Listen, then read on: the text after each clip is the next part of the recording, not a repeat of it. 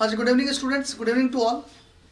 देखिए, आज की इस क्लास के अंदर हम इलेक्ट्रोकेमिस्ट्री में इलेक्ट्रोलाइसिस को आगे बढ़ाते हैं। सबसे पहले जो मैंने पिछली क्लास के अंदर आखिरी जो 4 सवाल आप लोगों को दिए थे 11, 12, 13 एंड 14, इनके आंसर्स आप लोग एक बार देख लीजिए। देखिए, एक्वस NaOH का प्लेटिनम इलेक्ट्रोड की प्रेजेंस में हम लोगों ने जब इलेक्ट्रोलाइसिस करवाया तो देखिए क्या रहा।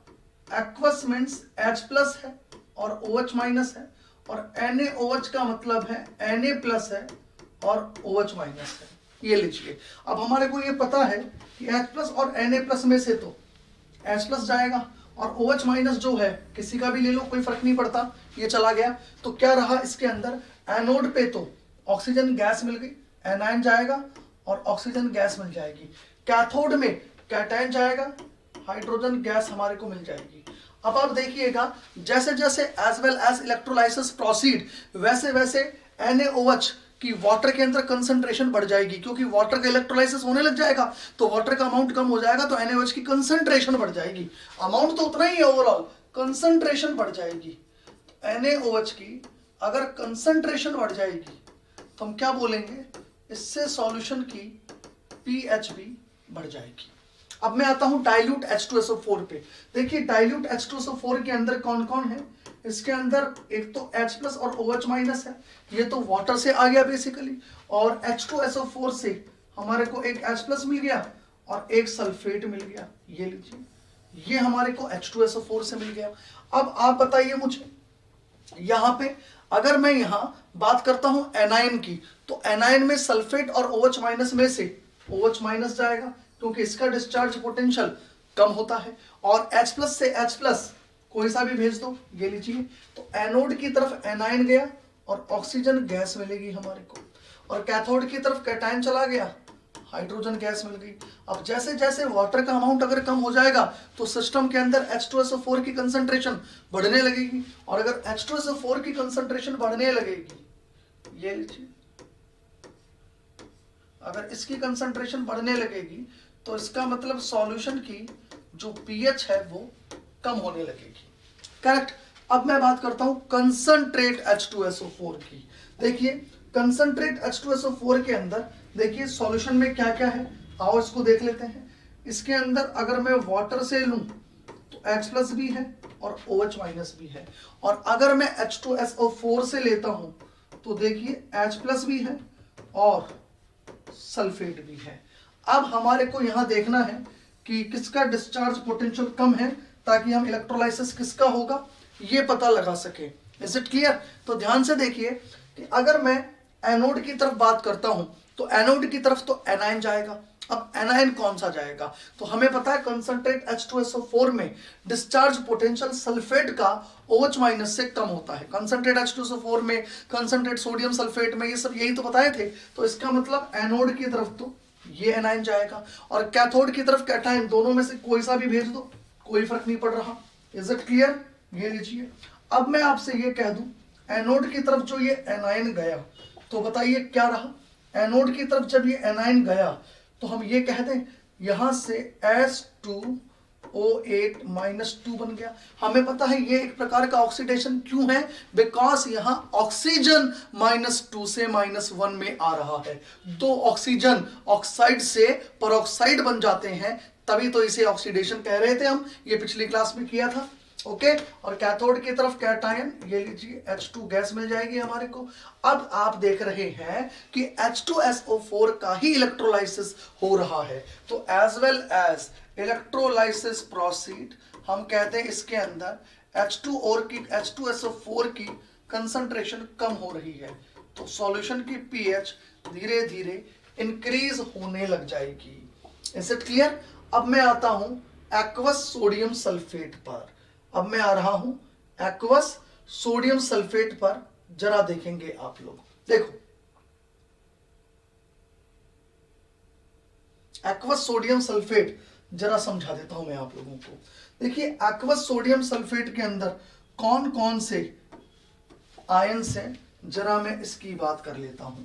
एक्वस सोडियम सल्फेट में एक्वस से तो H+ और OH- आयन आएंगे, और सोडियम सल्फेट से सोडियम आयन आएंगे और सल्फेट आएगा। ये लीजिए, एक सोडियम आयन आएगा और एक सल्फेट आयन आएगा। Is it clear? ये आ गया। अब देखिएगा, एनोड की तरफ एनायन जाएंगे। अगर एनोड की तरफ एनायन गए तो बताइए कौन सा एनायन जाएगा? चूंकि कंसंट्रेट नहीं है भैया, नॉर्मल एक्वस है, तो एनायन ये वाला जाएगा। और कैटायन की बात करेंगे तो कौन सा जाएगा? कैटायन की बात करेंगे तो ये जाएगा। इसका मतलब एक्चुअली एनोड की तरफ जो एनायन गया उसके हिसाब से ऑक्सीजन गैस लिबरेट होगी। कैथोड की तरफ जो कैटायन गया उसके हिसाब से H2 गैस लिबरेट हो जाएगी। Is it clear? और अगर धीरे धीरे वाटर का इलेक्ट्रोलाइसिस होता चला जाएगा तो सोडियम सल्फेट की कंसंट्रेशन सॉल्यूशन में बढ़ती चली जाएगी। यानी as well as electrolysis proceed, concentration of sodium sulphate solution के अंदर बढ़ती चली जाएगी। ये लीजिए, that is the remaining 4 salt जिनका इलेक्ट्रोलाइटिक स्टडी हम लोगों को करनी थी। ये सारा मैंने आपको समझा दिया है, ये आप लोगों को आइडेंटिफाई करना था। ये लीजिए, इज इट क्लियर? ओके, ये लीजिए 11, 12, 13 एंड 14 ये चारों सॉल्ट मैंने आपको, चारों इलेक्ट्रोलाइट्स के इलेक्ट्रोलाइसिस मैंने आपको समझा दिए हैं। ओके, चलिए अब देखिएगा, क्वालिटेटिव स्टडी इलेक्ट्रोलाइसिस की हम लोग कर चुके हैं। यानी अगर सॉल्यूशन में एक से ज्यादा प्रकार के आयंस प्रेजेंट होते हैं, then which ion undergoes in electrolyse process, यानी किसका ऑक्सीडेशन होगा, किसका रिडक्शन होगा, that can be identified by the help of the value of discharge potential. The ion having less discharge potential is preferred. जिस ion के discharge होने में हमें कम एनर्जी देनी पड़ती है, कम एनर्जी लगती है, उसका डिस्चार्ज पहले होता है, यानी उस आयन का पहले ऑक्सीडेशन या रिडक्शन होता है। क्लियर? तो क्वालिटेटिव स्टडी के बाद अब मैं आज शुरू कर रहा हूं अब क्वांटिटेटिव स्टडी ऑफ इलेक्ट्रोलाइसिस। यानी आज हम लोग इलेक्ट्रोलाइसिस की क्वांटिटेटिव स्टडी करने वाले हैं। इस क्वांटिटेटिव स्टडी को आप लोग बहुत ध्यान से समझेंगे, बिकॉज क्वांटिटेटिव स्टडी का आज पूरा बेस हम लोगों का मिल जाएगा, बन जाएगा। पूरा बेस बनने के बाद उसके बाद कल हमारा क्वांटिटेटिव स्टडी पूरा खत्म, यानी हम ये कहते हैं इलेक्ट्रोलाइसिस फाइंड अप हो जाएगा। ठीक है, तो आज पूरा बेस बनाएंगे, पूरा कंसेप्ट बनाएंगे राइट क्वांटिटेटिव स्टडी का। तो आप सभी लोग हेडिंग डाल दीजिएगा, quantitative study, quantitative study of electrolysis, quantitative study of electrolysis. देखिएगा, देखिए, देखो, जब भी कभी हम लोग क्वांटिटेटिव स्टडी ऑफ इलेक्ट्रोलाइसिस की बात करते हैं तो हम इसके अंदर सबसे पहले फैराडे फर्स्ट लॉ की चर्चा करेंगे। फर्स्ट ऑफ ऑल हम किसकी चर्चा करेंगे? फर्स्ट लॉ ऑफ फैराडे की चर्चा करेंगे। तो आप सभी लोग हेडिंग डालेंगे अब, फर्स्ट लॉ ऑफ फैराडे। यानी हमारे बीच में जो चर्चाएं होंगी वो किसकी होंगी? फैराडे के फर्स्ट लॉ की, first law of Faraday. First law of Faraday हमारे को समझना है। देखो, फर्स्ट लॉ ऑफ फैराडे क्या है इसको जरा आप लोग समझें। फर्स्ट लॉ ऑफ फैराडे में यह कहा जाता है कि जब भी कभी हम लोग किसी भी इलेक्ट्रोलाइटिक सॉल्यूशन का इलेक्ट्रोलाइसिस करवाते हैं तो ऑक्सीडेशन एंड रिडक्शन के बाद इलेक्ट्रोड के ऊपर जो केमिकल सब्सटेंस डिपॉजिट होते हैं उसका जो अमाउंट होता है, कितना अमाउंट डिपॉजिट हुआ है, वो अमाउंट डायरेक्टली प्रोपोर्शनल टू होता है उस क्वांटिटी ऑफ इलेक्ट्रिसिटी के जो कि इलेक्ट्रोलाइट में से पास होती है। इसका मतलब हम ये कहते हैं W is directly proportional to the Q। W Q के डायरेक्टली प्रोपोर्शनल टू होती है, जिसको मैं अगर डेफिनेशन की फॉर्म के अंदर बोलूं तो क्या कह सकता हूं कि the weight of the substance deposited और liberated at the electrode after the electrolysis is directly proportional to the quantity of electricity passed through the electrolyte। इस weight of the substance को मैंने W से रिप्रेजेंट किया, clear. और मैंने quantity of electricity को Q से रिप्रेजेंट किया, तो W को Q के डायरेक्टली प्रोपोर्शनल टू कह डाला। तो मैंने क्या कहा, जरा मैं उसको लिखता हूं। मैंने कहा the weight of the substance, याद रहे वेट इस वक्त मैं ग्राम के अंदर लूंगा, ठीक है ना, ये चीज ध्यान रखना। The weight of the substance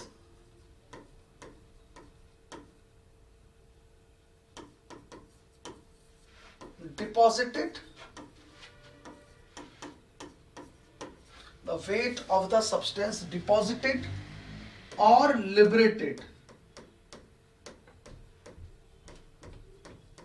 at electrode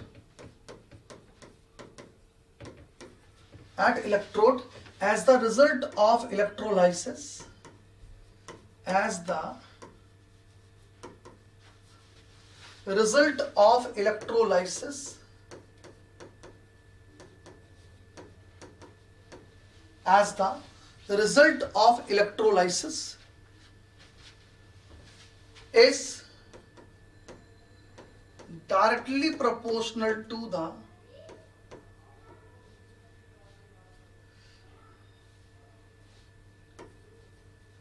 weight of the substances deposited or liberated at electrode as the result of electrolysis is directly proportional to the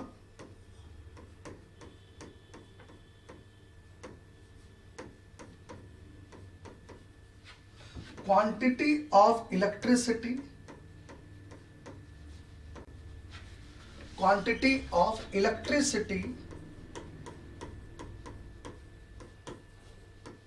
passed through the electrolyte,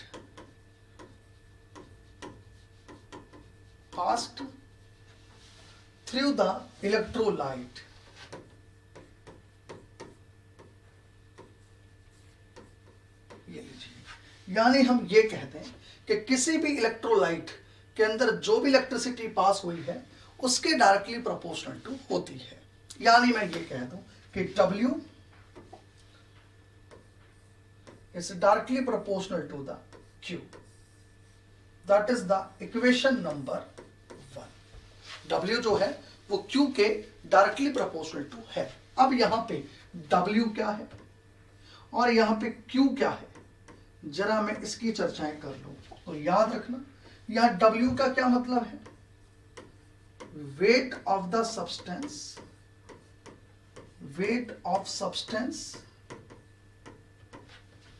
in gram. ये बड़े काम की बात है कि unit कौन सी है। तो weight of the substance in gram deposited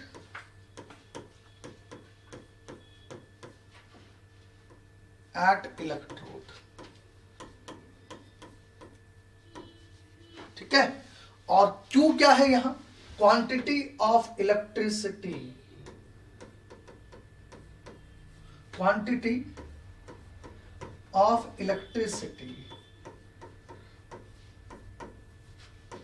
in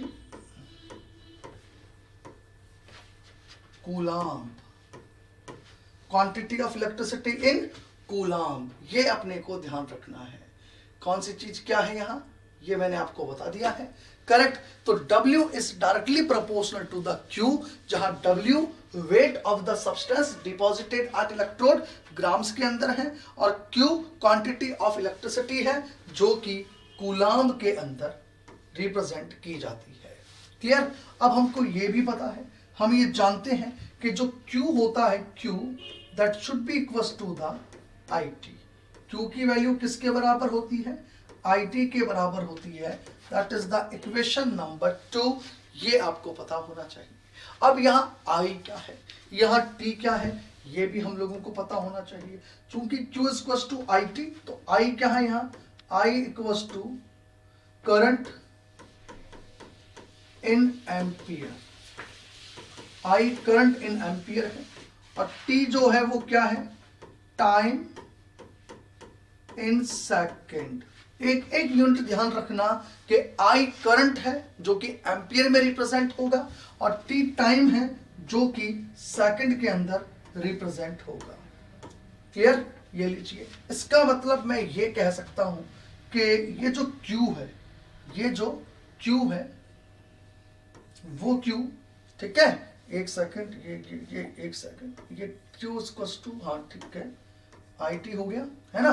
तो अब आप देखिए, अगर Q की वैल्यू IT के इक्वल है, इसका मतलब हम क्या कह सकते हैं, इसका मतलब हम ये कह सकते हैं कि यहां ये जो W होता है, W it is directly proportional to the IT, यानी W is directly proportional to the IT। मैंने Q की जगह क्या लिख दिया, IT। That is the equation number 3, ये हमारे को ध्यान रखना है। Is it clear? अब आप आगे देखो, यहां पर अब अगर मैं इस डायरेक्टली प्रोपोर्शनल टू के साइन को ओपन कर दूं, यानी ये जो डायरेक्टली प्रोपोर्शनल टू का साइन है, अगर मैं इसको हटाऊं तो एक कांस्टेंट ऑफ प्रोपोर्शनलिटी आएगा। तो मैं ये कह दूं कि मैं क्या लिख सकता हूं यहां कि W is directly proportional to the Q है, तो W is equals to ZQ। That is the equation number 4। ये लीजिए, और मैं क्या लिख सकता हूं, W is equals to Z, और ये लीजिए IT। भाई Q की जगह क्या लिख दिया मैंने, IT। ये लीजिए, that is the equation number 5। यानी W is equals to ZQ भी लिखा जा सकता है और W is equals to ZIT भी लिखा जा सकता है। क्लियर? अब यहां पे Z क्या है उसको देखते हैं हम लोग। ये कहा जाता है कि जो Z है that is the constant of proportionality. ये लीजिए, here Z is the constant of, Z क्या है यहां, constant of proportionality,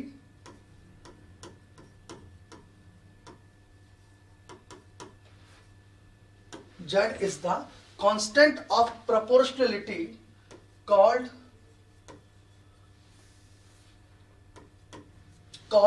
electrochemical equivalent. इसको हम क्या बोलते हैं, इसी को हम कहते हैं electrochemical equivalent.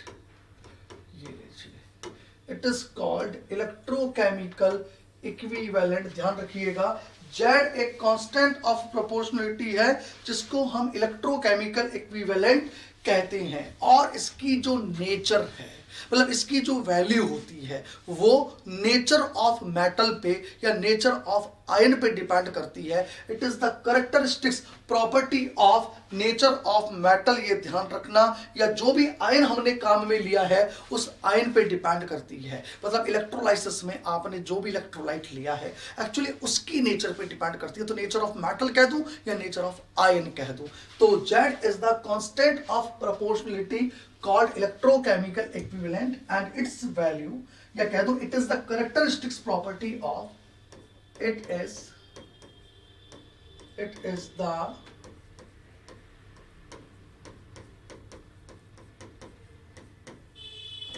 characteristics,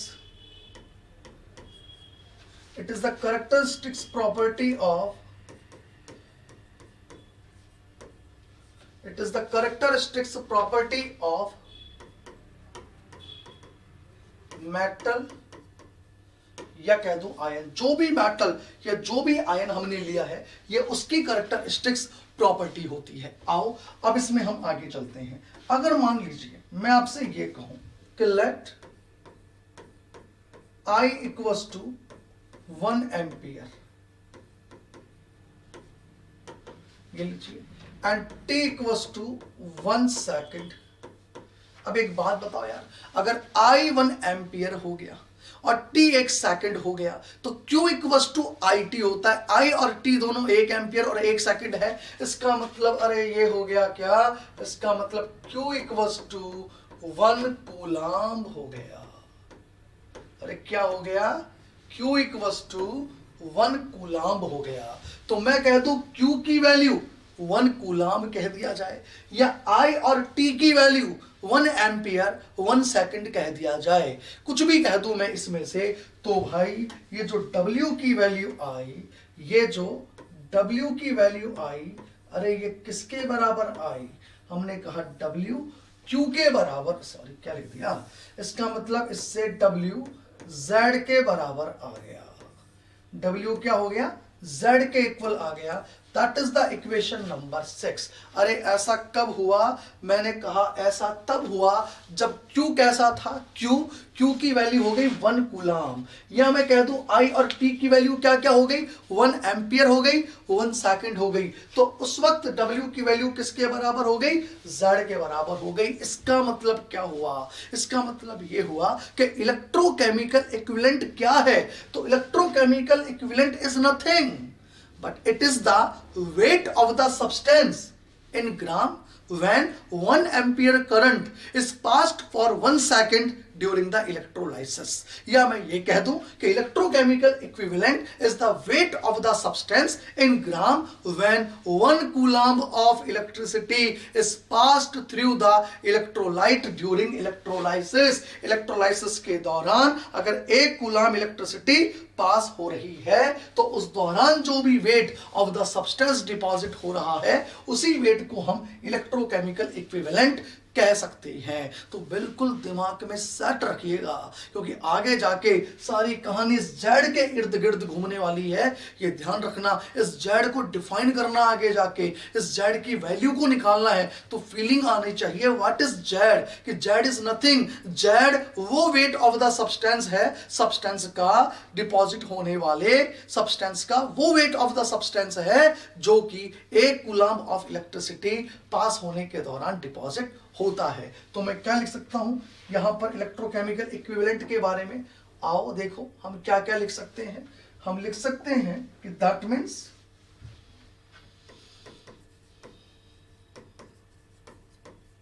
equation number 6 के बाद मैं क्या लिख सकता हूं कि that means electrochemical equivalent, electrochemical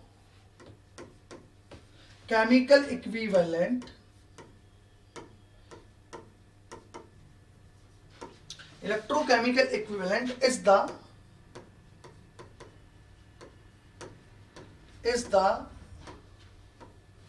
weight of substance, electrochemical equivalent is the weight of substance in gram that is deposited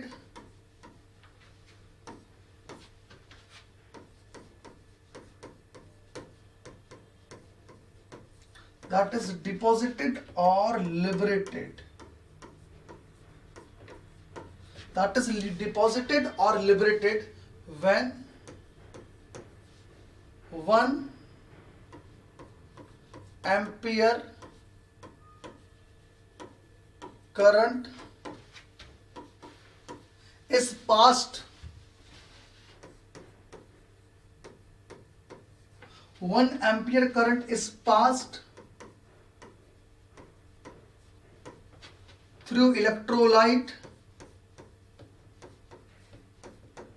1 ampere current is passed through electrolyte for 1 second during electrolysis।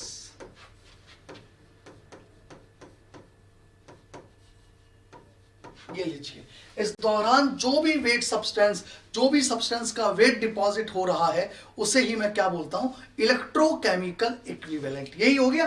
W equals to Z कब हुआ, जब IT unity unity हो गई या Q unity हो गया। Unity का मतलब Q यूनिटी मतलब 1 कूलाम, और I और T यूनिटी का मतलब 1 एम्पियर फॉर 1 सेकेंड। क्लियर? या मैं इसी को दूसरे शब्दों में क्या बोल सकता हूं, आओ जरा वो भी समझ लें। इसी को दूसरे शब्दों में हम क्या बोल सकते हैं, जरा देखते हैं। और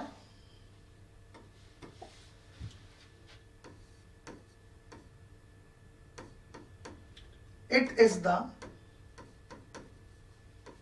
द मतलब इलेक्ट्रोकेमिकल इक्विवेलेंट, राइट। तो it is the weight of substance It is the weight of substance in gram. ठीक है, weight of substance is gram, that is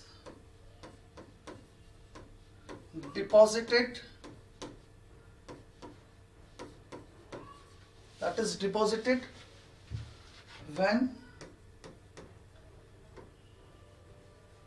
1 coulomb of electricity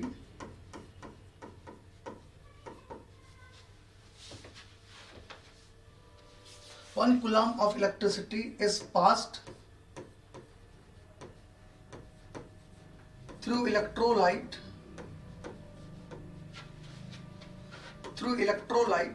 during electrolysis.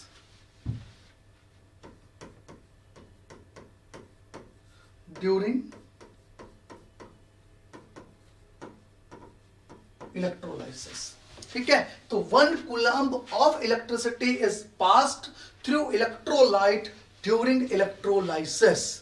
इस दौरान जो भी सब्सटेंस डिपॉजिट हो रहा है, इस दौरान जो भी W है, अरे वही W Z है। इसका मतलब ये दिमाग में बिल्कुल क्लियर रहे, इलेक्ट्रोकेमिकल इक्विवेलेंट एक W ही है। Electrochemical equivalent amount of the substance deposited at electrode in gram ही है, लेकिन उस दौरान चार्ज यानी Q 1 कूलम्ब होना चाहिए या I और T 1 एम्पियर फॉर 1 सेकेंड होनी चाहिए। बस इतना हमारे को ध्यान रखना है। ये मैंने आपको बता दिया है W इक्वल्स टू Z कब होता है। क्लियर? ये लीजिए, ये एक तरह से मैंने ये जो डेफिनेशन वाला पार्ट था फर्स्ट लॉ ऑफ फैराडे का, ये आप लोगों को समझा दिया है। अब मैं इसमें आगे चलता हूं। अब मुझे आगे जाके इस Z को और डिफाइन करना है, इस Z की वैल्यू को निकालना है, क्योंकि इतना तो समझ में आ गया कि W इक्वल्स टू ZQ होता है और W बराबर Z तब हो जाता है जब Q यूनिटी हो जाता है।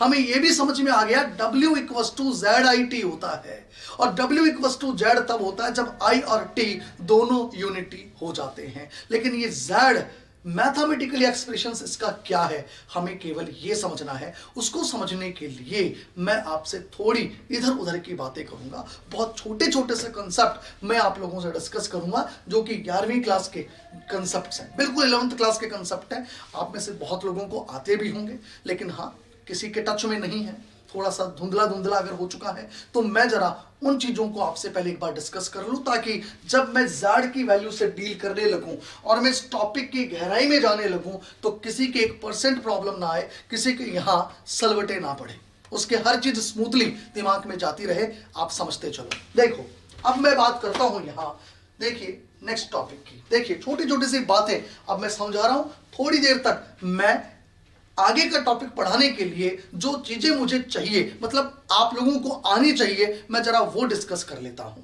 ओके, देखिए सबसे पहले तो मैं क्लियर कर दूं आपको, ये एक छोटा सा नोट आप लोग समझिए। बताइए चार्ज ऑन 1 इलेक्ट्रॉन कितना होता है? तो हम कहेंगे charge on 1 electron, charge on 1 electron, ये लीजिए ये कितना होता है? हम कहेंगे ये 1.6020 इंटू 10⁻⁻19 होता है। ठीक है, तो 1.6020 इंटू 10⁻⁻19 कूलम्ब होता है। कितना होता है? कूलम्ब। ओके, तो अगर एक इलेक्ट्रॉन पर इतना चार्ज है तो बताइए मैं क्या कह सकता हूं यहां कि चार्ज ऑन 1 मोल इलेक्ट्रॉन क्या होगा? तो चार्ज ऑन 1 मोल इलेक्ट्रॉन होगा that is 1.6020 into 10⁻⁻19 into Avogadro number. ये लीजिए, एक मोल का मतलब हमने अवागाद्रो नंबर से मल्टीप्लाई करना है, इतने कूलम्ब होगा। अब अगर हम इसको सॉल्व करते हैं दैट इज 1.6020 इंटू 10⁻⁻19 और अवागाद्रो नंबर की वैल्यू कितनी होती है? 6.023 इंटू 10⁻23, इतने कूलम्ब होगा। और जब आप इसको सॉल्व करेंगे तो मैं एक रफली वैल्यू बता रहा हूं, ये 96,400 500 कूलाम के बराबर आएगा, लगभग लगभग इसके आसपास वैल्यू आती है। और 96,500 कूलाम का मतलब होता है 1 फैराडे। इसका मतलब क्या होता है? 1 फैराडे। ये आप लोगों को ध्यान रखना है। Is it clear? तो इसका मतलब क्या हो गया? इसका मतलब ये हो गया, अब मैं सार ये लिख सकता हूं यहां कि 1 फैराडे 1 फैराडे किसके इक्वल होता है? That should be equal to 96,500 coulomb के बराबर होता है। और इसका मतलब क्या होता है? इसका मतलब होता है charge on 1 mole electron. Charge on 1 mole electron, ये कह सकते हैं हम लोग। और that should be equal to, और क्या लिखा जा सकता है? That is Avogadro number multiply by charge on 1 electron. ये लीजिए, ये कहा जा सकता है। एक तो आपके दिमाग में हमेशा ये नोट रहना चाहिए, ऑलवेज रिमेंबर, ये इक्वेशन बिल्कुल आपके दिमाग में फिट रहनी चाहिए, ये ध्यान रखिएगा। आगे मेरी बात समझ में? यानी 1 मोल इलेक्ट्रॉन्स पे चार्ज क्या होता है? 1 फैराडे, 96,500 कूलाम। ये आपके दिमाग में बिल्कुल फिट होना चाहिए। 1 फैराडे का मतलब क्या होता है? Is it clear? बात समझ में आ गई आप लोगों के? अब देखिएगा, अब मैं इसके अंदर ये चीज तो हुई चार्ज से रेलिवेंट। अब मैंने अभी आपको क्या बोला और कि मैं थोड़ा सा 11th 12th की चर्चाएं अब आप लोगों से करने वाला हूं। और 11th 12th की चर्चाएं अगर मैं आप लोगों से कर रहा हूं तो देखिए, ये है मोल कंसेप्ट। थोड़ा सा आइडिया मैं मोल कंसेप्ट का, मोल का, मोलरिटी का, या मैं कह दूं मोल का, ग्राम इक्विवेलेंट का, मोलर मास का, ग्राम इक्विवेलेंट मास का, ठीक है, ये मैं आपसे थोड़ा जिक्र कर रहा हूं। और साथ में एक्स फैक्टर का। क्लियर? थोड़ी सी ये बातें मैं आपको सिखा दूं, इतनी ही जितनी मेरे यहां काम में आने वाली है, ज्यादा कुछ डेप्थ नहीं। क्लियर? मैं उनकी जरा चर्चाएं कर लूं ताकि जब मैं जेड में एंटर हूं, मैं इलेक्ट्रोकेमिकल इक्विवेलेंट में एंटर हूं, मैं एन की वैल्यू से जब डीलिंग कर रहा हूं तो आपको 1% प्रॉब्लम ना आए। क्लियर? तो चलिए, हम लोग ये जानते हैं कि जो मास ऑफ 1 मोल NaOH होता है, हम क्या जानते हैं? देखिए, हमें ये पता है कि मास ऑफ 1 मोल NaOH यानी 1 मोल NaOH का मास। तो याद रखना, किसी भी सब्सटेंस के 1 मोल का मास उसके मोलर मास के बराबर होता है। किसके बराबर होता है? मोलर मास के बराबर होता है। Mass of 1 mole of NaOH it should be equal to the molar mass. ये हमेशा उसके मोलर मास के बराबर होता है। इसका मतलब that should be equal to, इसका मोलर मास हो गया 23, इसका 1, इसका 16, इसका, and that is the 40 gram. ये लीजिए, तो इसका मतलब 1 मोल NaOH का मास हमने मोलर मास के बराबर कहा और वो वैल्यू आ चुकी है 40 ग्राम। ये ध्यान रखना। क्लियर? अगर मैं आपसे ये कहूं कि बताइए मास ऑफ 1 मोल H2SO4 क्या होता है? मास ऑफ 1 मोल H2SO4 क्या होता है? तो मैं कहूंगा वो भी उसके मोलर मास के बराबर होता है। ये लीजिए, और ये मोलर मास H2SO4 का कितना है? दैट इज द 98 ग्राम होता है। क्या होता है भैया? 98 ग्राम। Is it clear? आ गई बात समझ में? चलिए, तो हम ये कह दें 1 मोल का मास मोलर मास, और वो मोलर मास क्या होता है ये हमें निकालना आता है। ओके, अब आप आगे की चीज समझिए। इसका मतलब अगर मैं आपसे ये कह दूं कि कोई 1m सब्सटेंस है NaOH का, ये लीजिए NaOH का कोई 1m सॉल्यूशन है, तो एक्चुअली 1m सॉल्यूशन का क्या मतलब हुआ कि उसके 1 लीटर में 1 मोल सब्सटेंस डिसॉल्व है। यही मतलब है इसके, पर लीटर 1 मोल सब्सटेंस डिसॉल्व है, तभी तो ये 1m NaOH हुआ। तो 1m NaOH का मतलब क्या है? इसके अंदर NaOH कितना डिसॉल्व है? मोलर मास के बराबर, यानी कि कितना? That is the 40 gram. ये लीजिए, अगर मैं आपसे ये कह दूं कि 1m NaOH है, तो 1m NaOH का मतलब क्या है कि 1 मोलर NaOH 1MH2SO4 सॉल्यूशन है। इसका क्या मतलब है कि 1 मोलर H2SO4 का सॉल्यूशन है। इसका मतलब इसके 1 लीटर के अंदर 1 मोल सब्सटेंस 1 मोल H2SO4 डिसॉल्व है। तो अगर मैं कह दूं 1M H2SO4 का मतलब इसके अंदर 1 मोल H2SO4 डिसॉल्व है, यानी मोलर मास के बराबर ये लीजिए सब्सटेंस डिसॉल्व है, और इसका मतलब 98 ग्राम H2SO4 डिसॉल्व है। ये मैंने यहां पे मतलब किया। तो 1 मोल का मतलब होता है मोलर मास, राइट। और मोलर मास कैसे निकाला जाता है ये हम लोग भली भांति समझते हैं, जानते हैं। Is it clear? अब मैं यहां आगे की बात आप लोगों से करता हूं। अगर मैं आपसे कहूं कि मास ऑफ 1 मोल H2SO4 ना लेके मैं कहूं मास of 1 gram equivalent of the substance, 1 मोल का मास अगर ग्राम इक्विवेलेंट मास के बराबर, 1 मोल का मास अगर मोलर मास के बराबर होता है, तो 1 ग्राम इक्विवेलेंट सब्सटेंस का मास ऑब्वियसली ग्राम इक्विवेलेंट मास के बराबर होगा ना। तो मैं क्या कह सकता हूं, अब मैं मोलर मास से ग्राम इक्विवेलेंट मास पे आ रहा हूं। आओ जरा समझते हैं।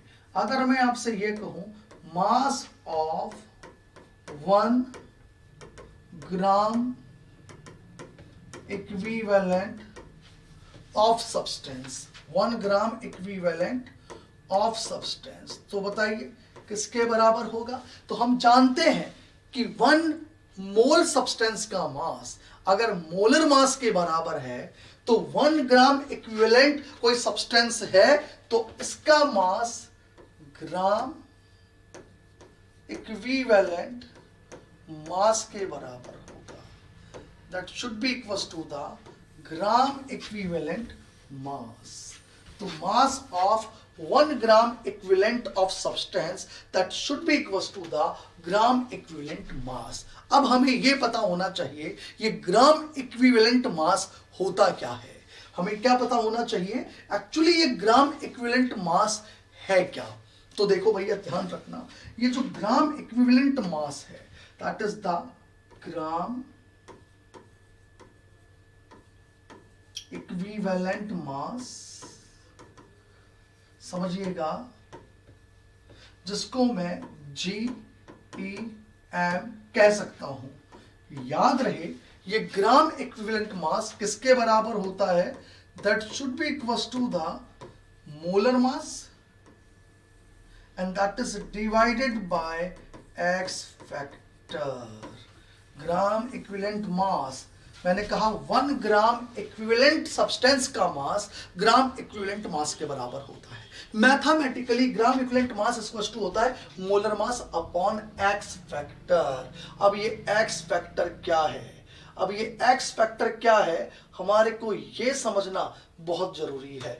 व्हाट इज X फैक्टर, हमारे को ये आना चाहिए। तो याद रहे ये जो X फैक्टर होता है, ये X फैक्टर अरे एसिड के लिए भी काम आता है, ये X फैक्टर बेस के लिए भी काम आता है, ये X फैक्टर आयन के लिए भी काम आता है, और ये X फैक्टर किसी सॉल्ट के लिए भी काम आता है, राइट। ये X फैक्टर किसी भी एसिड, किसी भी बेस, किसी भी आयन और किसी भी मैं कह दूं सॉल्ट के लिए काम में आता है। अब हमें यही समझना है कि एसिड के लिए X फैक्टर कैसे निकालेंगे, बेस के लिए X फैक्टर कैसे निकालेंगे, हम आयन के लिए X फैक्टर कैसे निकालेंगे, हम सॉल्ट के लिए X फैक्टर कैसे निकालेंगे, हम ये X फैक्टर कैसे देखें। बिकॉज आगे जाके हमारे को ग्राम इक्विवेलेंट मास की बड़ी जरूरत पड़ेगी, फिर हमें ग्राम इक्विवेलेंट्स की भी जरूरत पड़ेगी। तो ये ग्राम इक्विवेलेंट्स, ये ग्राम इक्विवेलेंट मास अगर आपको चाहिए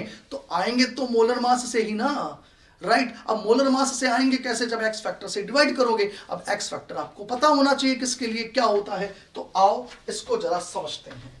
अगर मैं आपसे ये कहूं कि भाई एसिड का X फैक्टर क्या होता है, तो हम कहेंगे कोई भी एसिड कितनी H+ दे सकता है वो उस एसिड का X फैक्टर होता है।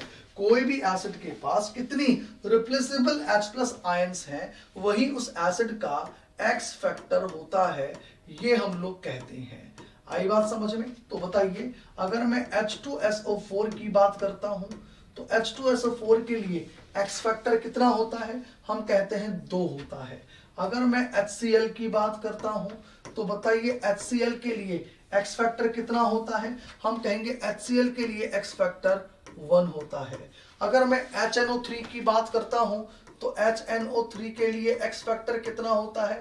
हम कहेंगे 1 होता है। यानी कोई भी एसिड का एक्स फैक्टर क्या है, उसके पास कितनी replaceable H plus ion present है, वही उस एसिड का एक्स फैक्टर कहलाता है। क्लियर? अगर मैं यहाँ बेसिस की बात करता हूं कि भैया हमारे को एक्स फैक्टर बेस के चाहिए, तो देखो बेस के एक्स फैक्टर का क्या मतलब होता है कि कोई भी बेस कितने OH माइनस आयंस दे सकता है, वो उसका एक्स फैक्टर कहलाता है। The number of replaceable OH minus ion are called, हम कह दें एक्स फैक्टर ऑफ बेस। यानी कि हम ये कह दें कि NaOH का एक्स फैक्टर क्या होता है? NaOH का एक्स फैक्टर 1 होता है। अगर मैं आपसे कहूं KOH का एक्स फैक्टर क्या होता है, तो KOH का भी एक्स फैक्टर 1 होता है।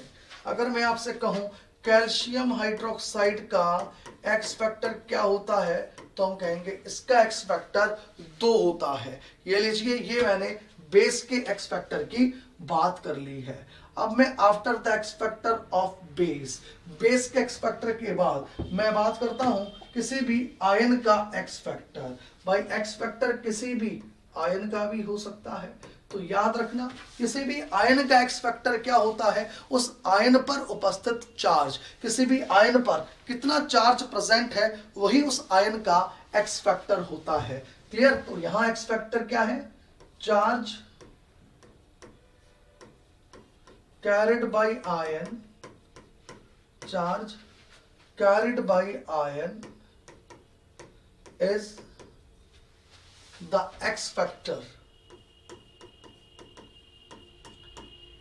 Is the X factor of ion. किसी भी आयन का एक्स फैक्टर क्या है? उस आयन के द्वारा कितना चार्ज कैरिड किया जा रहा है, वही उस आयन का एक्स फैक्टर कहलाता है।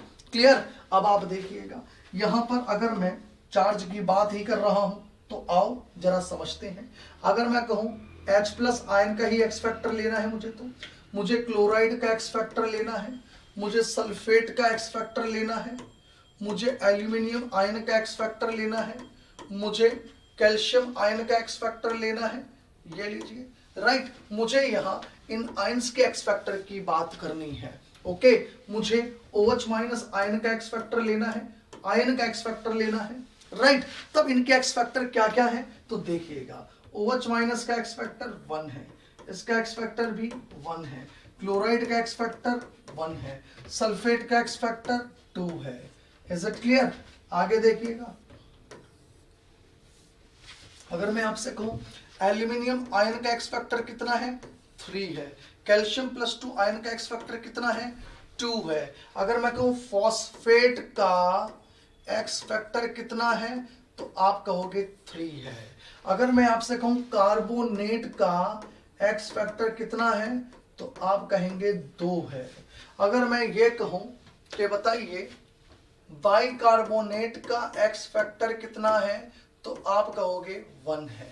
तो हम ये कह दें कोई भी चार्ज, कोई भी आयन कितना चार्ज कैरी कर रहा है, वही उस आयन का एक्स फैक्टर कहलाता है। तो आयन भी हो गया। अब मैं बात करता हूं सॉल्ट की।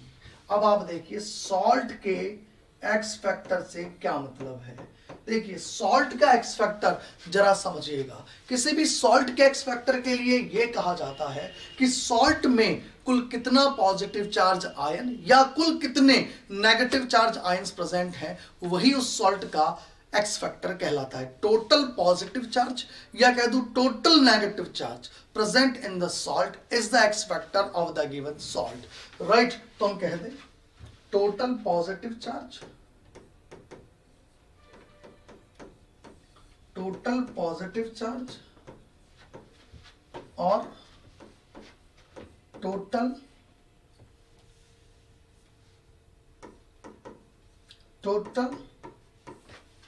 Negative charge, total positive charge और टोटल नेगेटिव चार्ज इज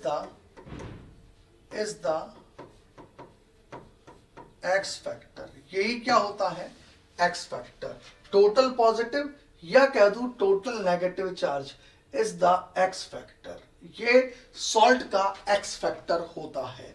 अब इसका एग्जाम्पल क्या है, आओ इसका एग्जाम्पल समझाता हूं मैं आपको। देखो अगर मैं आपसे ये कह दूं, देखो अगर मैं आपसे ये कह दूं सॉल्ट NaCl हो सकता है, बिल्कुल हो सकता है भैया। सोडियम क्लोराइड हो सकता है सॉल्ट, सॉल्ट कैल्शियम क्लोराइड हो सकता है, सॉल्ट एल्यूमिनियम सल्फेट हो सकता है, बिल्कुल सॉल्ट कैल्शियम फॉस्फेट हो सकता है। ये लीजिए, अगर सॉल्ट की बात कर रहा हूं मैं तो ये पोटाश एलम हो सकती है, राइट, पोटाश एलम। सॉल्ट की अगर मैं बात कर रहा हूं तो ये कार्नेलाइट हो सकती है ना। तो चलो पोटाश एलम की बात करता हूं मैं पहले, तो that is K2SO4 dot aluminium sulphate, ये लीजिए डॉट 24H2O। मैं कार्नेलाइट ले लेता हूं, that is KCl dot MgCl2 dot 6H2O। ऐसे मैं कोई से भी सॉल्ट ले लूं।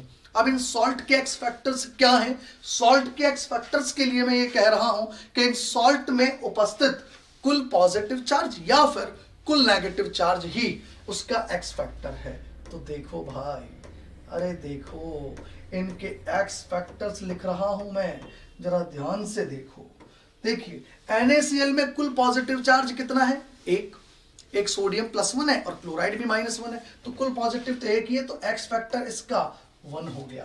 कैल्शियम क्लोराइड में कैल्शियम पर +2 चार्ज है, 2 क्लोराइड है -2 चार्ज है, तो कुल पॉजिटिव और कुल नेगेटिव एक्चुअली बराबर होता है, तभी तो सॉल्ट न्यूट्रल है। आ रही है बात समझ में? इसलिए यहां कहा गया है या तो कुल पॉजिटिव या कुल नेगेटिव ही उस सॉल्ट का एक्स फैक्टर है। तो यहां एक्स फैक्टर कितना है, 2।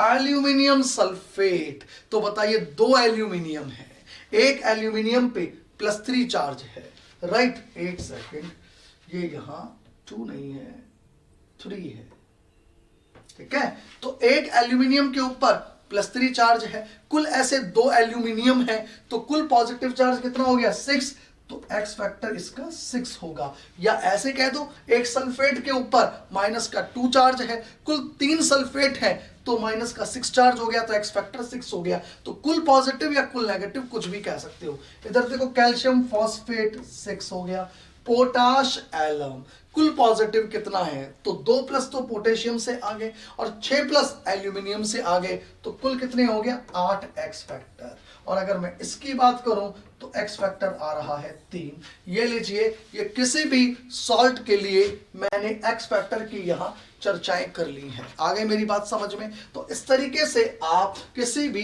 एसिड के लिए, किसी भी बेस के लिए, आ रही है मेरी बात समझ में, किसी भी हम कहते हैं आयंस के लिए और किसी भी सॉल्ट के लिए एक्स फैक्टर की बात कर सकते हैं। ये सारा एक्स फैक्टर मैंने आप लोगों को समझा दिया है, क्लियर। अब मैंने आपसे बात की थी कि what is gram equivalent mass. अब मैं वापस से भी ओरिजिनल बात पे आता हूं, what is gram equivalent mass. मैंने कहा था ग्राम इक्विवेलेंट मास एक वस्तु का होता है molar mass upon X factor. और मैंने आपको एसिड के भी एक्स फैक्टर, बेस के भी एक्स फैक्टर, मैंने आयन के भी एक्स फैक्टर, सॉल्ट के भी एक्स फैक्टर, मैंने आपको सभी के एक्स फैक्टर समझा दिए हैं। अगर ये चीजें आप लोगों के समझ में आ चुकी हैं, ये सारी चीजें अगर हम लोग जान चुके हैं, तो आइए अब मैं आता हूं नेक्स्ट पॉइंट पर, यानी अब मैं आप लोगों से डिस्कस कर रहा हूं। देखिए क्या क्या यहां पर मैंने लिख दिया, कोई भी एसिड या लिख दिया कोई भी बेस या लिख दिया कोई आयन या लिख दिया कोई सॉल्ट, कुछ भी लिख सकता हूं मैं यहां पर, क्लियर। उसके बाद मैं उसके मोलर मास का जिक्र करूंगा, एक्चुअली उसका मोलर मास कितना होता है। उसके बाद मैं उसके एक्स फैक्टर का जिक्र करूंगा। आफ्टर द मोलर मास मैं जिक्र किसका करूंगा, एक्स फैक्टर का जिक्र करूंगा। और अगर एक्स फैक्टर का जिक्र हो गया तो ऑब्वियसली फिर मैं उसके ग्राम इक्विवेलेंट मास का भी जिक्र कर सकता हूं। उसके बाद हमारे बीच में जिक्र किसका हो जाएगा, ग्राम इक्विवेलेंट मास का, यानी कि GEM का भी जिक्र हो जाएगा, ये ध्यान रखिएगा। क्लियर है। जैसे मैं यहां पे लेता हूं NaOH, सबसे पहले मैं यहां लेता हूं H2SO4, मैं यहां पे लेता हूं एल्यूमिनियम +3 आयरन, मैं यहां पे लेता हूं NaCl, मैं यहां पे लेता हूं CaCl2 एक्सेट्रा। ऐसे में कोई भी एसिड, कोई भी बेस, कोई भी आयन, कोई भी सॉल्ट लिख सकता हूं। अब मैं आता हूं सबसे पहले इनके मोलर मास क्या क्या है। आइए सबसे पहले हम चर्चाएं करते हैं इनके मोलर मास क्या क्या है। अगर ये हमारे बीच में चर्चाएं हो गई तो फिर आगे एक्स फैक्टर लिख के और ग्राम इक्विवेलेंट मास का भी हम लोग जिक्र कर लेंगे। हमारे को 1% प्रॉब्लम आएगी नहीं। यहां पर देखो, समझते हैं हम लोग। देखो NaOH का मोलर मास कितना है, दैट इज 40 ग्राम। H2SO4 का कितना है, that is the 98 gram. Aluminium का कितना होता है, 27 ग्राम।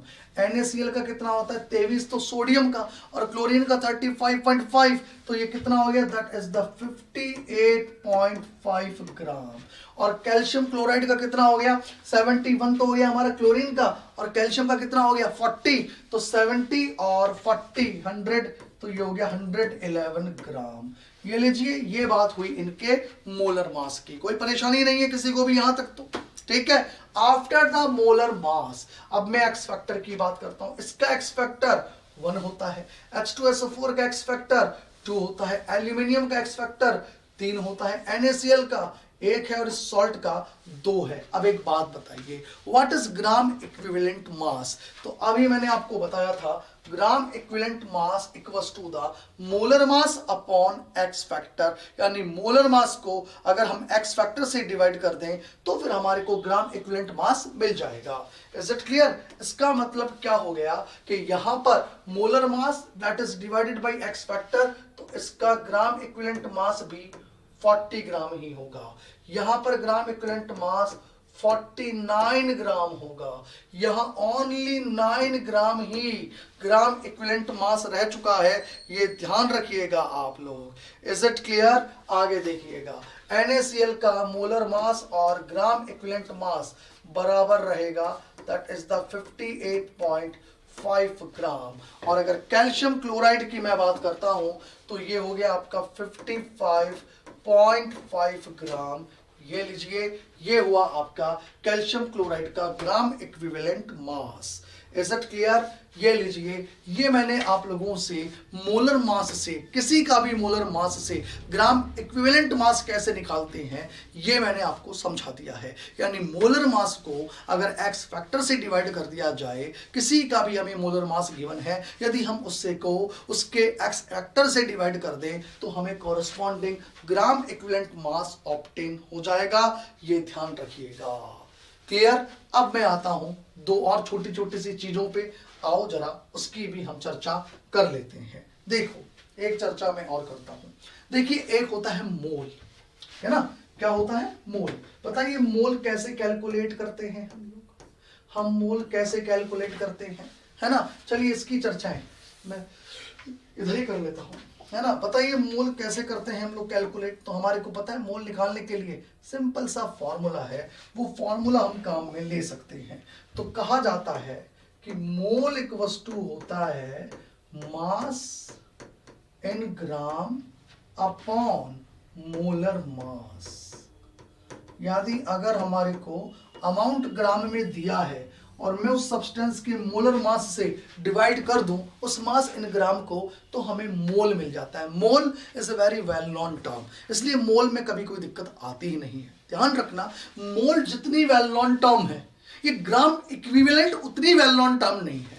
ग्राम इक्विवेलेंट यूज में हम कम लेते हैं, यूज में कम ही आता है, राइट। तो लेकिन आपको पता होना चाहिए जितना आपको कमांड मोल पर है उतना ही कमांड, यकीन मानिएगा, ग्राम इक्विवेलेंट में भी होनी चाहिए। अरे जैसे मोल है बस वैसे ही ग्राम इक्विवेलेंट्स हैं, एक ही चीज है दोनों, बस क्या फर्क है वो देख लो। तो मोल की जगह मैंने क्या लिख दिया, ग्राम इक्विवेलेंट, राइट। तो ये ग्राम इक्विवेलेंट्स ये लीजिए, that should be equal to क्या होगा, ग्राम इक्विवेलेंट क्या हो गया, right, that should be equal to हो गया वही मास इन ग्राम हमारे को दिया हुआ है, मास इन ग्राम हमारे को दिया हुआ है। और यकीन मानना, अगर मैं इस मास इन ग्राम को मोलर मास से डिवाइड करता हूं तो हमें मोल मिलता है, लेकिन अगर मैं यहां इस मास इन ग्राम को ग्राम इक्विवेलेंट मास से डिवाइड कर देता हूं तो फिर मुझे ग्राम इक्विवेलेंट्स मिलते हैं। क्या मिलते हैं मुझे, ग्राम इक्विवेलेंट्स मिलते हैं, ये ध्यान रखिएगा। आ रही है मेरी बात समझ में, यानी कि अगर मुझे मोल ऑब्टेन करना है तो मैं मोलर मास से डिवाइड कर दूंगा, और अगर मुझे ग्राम इक्विवेलेंट लेना है तो मैं ग्राम इक्विवेलेंट मास से डिवाइड कर दूंगा मास इन ग्राम को। बिल्कुल दिमाग में ये चीज ध्यान रखिएगा, बिकॉज अभी आने वाला Z हमारा इन्हीं के इर्द गिर्द घूमने वाला है, ये मान के चलिएगा। करेक्ट। चलिए अब एक और बात बताइए, ये जो रिजल्ट है मैं चाहता हूं ये रेशो 1 मोल आ जाए, मतलब ये वैल्यू 1 के बराबर आ जाए, 1 मोल। तो एक बात बताओ यार, 1 मोल कब आएगा, 1 रिजल्ट कब आएगा, जब ये वैल्यू और ये वैल्यू बराबर होगी। अरे तभी आएगा ना, जब ये वैल्यू और ये वैल्यू अगर बराबर हो जाएगी तो इसका रेशो 1 आ जाएगा। इसका मतलब ये हो गया, इसका मतलब ये हो गया सीधे सीधे शब्दों में कि 1 मोल कब आएगा, जब ये वैल्यू इस वैल्यू के बराबर हो जाएगी। करेक्ट। इसका मतलब मास इन ग्राम किसके बराबर हो जाएगा कि 1 मोल आ जाए, तो मैं कह दूं मास इन ग्राम अगर मोलर मास के बराबर हो जाएगा तो ये रेशो 1 मोल आ जाएगा। यानी 1 मोल इक्वल्स टू क्या होता है, 1 मोल इक्वल्स टू होता है कितने मास इन ग्राम, मोलर मास के बराबर ग्राम। अरे 1 मोल का मतलब क्या हो गया, मोलर मास के बराबर ग्राम। अगर है तो यानी ये मास इन ग्राम मोलर मास के बराबर है तो ये रिजल्ट 1 मोल के बराबर आ जाएगा। और अगर मैं यहां आपसे कहूं 1 ग्राम इक्विवेलेंट कब आएगा, कब ये 1 ग्राम इक्विवेलेंट आएगा, तो मैं कहूं जब ये वैल्यू इसके बराबर हो जाएगी। अरे 1 ग्राम इक्विवेलेंट कब आएगा, जब मास इन ग्राम ग्राम इक्विवेलेंट मास के बराबर हो जाएगा। इसका मतलब 1 ग्राम इक्विवेलेंट बराबर हो गया, इसका अमाउंट इसके बराबर हो गया, यानी that should be equals to the gram equivalent mass होता है। तो इसका मतलब जैसे 1 मोल मोलर मास के बराबर है, वैसे ही 1 ग्राम इक्विवेलेंट मास के बराबर होगा। जैसे 1 मोल मोलर मास के बराबर होता है, बिल्कुल वैसे ही ये 1 ग्राम इक्विवेलेंट जो होता है वो ग्राम इक्विवेलेंट मास के बराबर होता है, ये ध्यान रखिएगा। और यही हमने अभी शुरुआत के अंदर यही चीज कर ली थी। इधर देखिएगा, यही चीज हमने करी थी। देखो, मास of 1 gram equivalent of substance बराबर होता है ग्राम इक्विवेलेंट मास के, यानी 1 ग्राम इक्विवेलेंट सब्सटेंस का मास ग्राम इक्विवेलेंट मास के बराबर होता है। यही मैंने अभी आपसे कहा था और इसको मैंने प्रूव कर दिया है। Yes, 1 gram equivalent equals to gram equivalent mass के होता है। Is it clear? यहां तक मेरी बात आपके समझ में आ गई होगी। तो भैया मोलर मास, ग्राम इक्विवेलेंट मास और एक्स फैक्टर, ये मैंने आपको बेसिक चीजें समझा दी हैं। राइट, बहुत ज़्यादा डेप्थ में नहीं गया हूं मैंने के, उतना ही मैंने आपसे चर्चा करी है जितना इलेक्ट्रोलाइसिस में मुझे नीड है।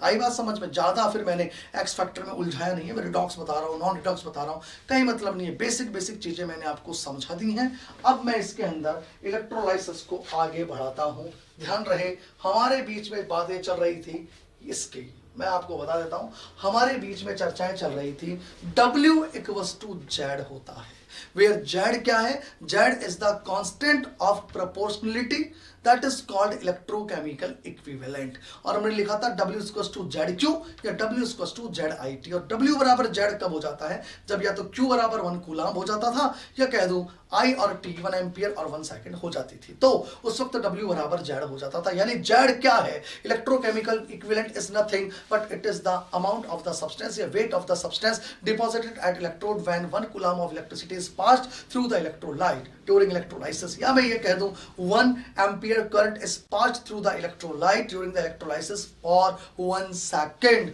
उस वक्त जो भी सब्सटेंस डिपॉजिट होता है वही डिपॉजिटेड सब्सटेंस का अमाउंट ग्राम के अंदर इलेक्ट्रोकेमिकल इक्विवेलेंट कहलाता है। राइट, ये अभी तक हमारे बीच में चर्चाएं हुई हैं, ये ध्यान रखिएगा। अब मैं यहां इस Z का मैथमेटिकल एक्सप्रेशन डिराइव कर रहा हूं। इस मैथमेटिकल एक्सप्रेशन को आप बड़े ध्यान से समझिएगा। आओ अब मैं Z के मैथमेटिकल एक्सप्रेशन की बात करता हूं, मैथमेटिकल एक्सप्रेशन डिराइव करके बताता हूं। देखो बहुत बेसिक चीज है, थ्योरेटिकल बात को दिमाग में सेट करो। देखो ध्यान समझना, थ्योरेटिकल बात को बहुत ध्यान से समझना। मतलब कमाल की क्लास है, इलेक्ट्रोलाइसिस ऐसा दिमाग में तुम्हारे सेट होगा कि जिंदगी में ना आज तक कभी पढ़ा होगा ना पढ़ोगे, ये मानकर चलना। मतलब आप सॉल्यूशन में उतर जाओगे, आपको एक एक चीज दिखेगी वहां, कहां कौन किस पे जा रहा है, कितना अमाउंट आएगा, कितने ग्राम आएगा, कितने ml आ गया, कितने मोल आ गया, राइट, कितने मोल इलेक्ट्रॉन चाहिए, कितने फैराडे चाहिए, कितने कूलाम चाहिए, तो चला गया वो चला गया। सॉल्यूशन में कौन रह गया, कितना रह गया, अब सॉल्यूशन की कंसंट्रेशन क्या हो गई, उसकी पीएच कैसे निकालेंगे। मतलब अटरम शटरम इधर उधर की सारी चीजों से आपको डीलिंग करना आ जाएगा। लेकिन शर्त यह है इसकी बेसिक चीजों को जरा आप लोग समझ लो। अगर आपको बेसिक चीजें समझ में आ गई तो फिर आपको 1% प्रॉब्लम नहीं आएगी, ये ध्यान रखना। मतलब इसका बेसिक कंसेप्ट मैं क्लियर कर रहा हूं आप लोगों के। मैं चाहता तो सीधा फॉर्मूला भी लिख सकता, W=m/NF/IT, खत्म, ये फॉर्मूला बनता है, 2-4 न्यूमेरिकल करवाए, खत्म हो गया फैराडेज फर्स्ट लॉ। नहीं, फैराडे फर्स्ट लॉ को समझना भी है। ये सब चीजें तो बड़ी आपको बहुत बहुत छोटी नजर आएंगी जब आप इसको पूरे को डिटेल में पढ़ोगे, मतलब दिमाग में सेट करोगे इन चीजों को। तो देखो अब मैं Z से डीलिंग कर रहा हूं, बहुत ही ध्यान से अब आप समझिएगा। अब देखो जो Z से मैं डीलिंग कर रहा हूं उसमें एक चीज ध्यान रखना, एक यूनिवर्सल ट्रुथ होता है ना, एक यूनिवर्सल ट्रुथ होता है। यूनिवर्सल ट्रुथ क्या है कि 96,500 कूलाम जो इलेक्ट्रिसिटी होती है, यानी एक फैराडे जो इलेक्ट्रिसिटी होती है, वो हमेशा कैसा भी सब्सटेंस हो इस ब्रह्मांड में उसका 1 ग्राम इक्विवेलेंट डिपॉजिट करता है। That is the universal truth. क्या कह दिया मैंने आपसे ये कहा है 96,500 कूलाम डिपॉजिट या 96,500 coulomb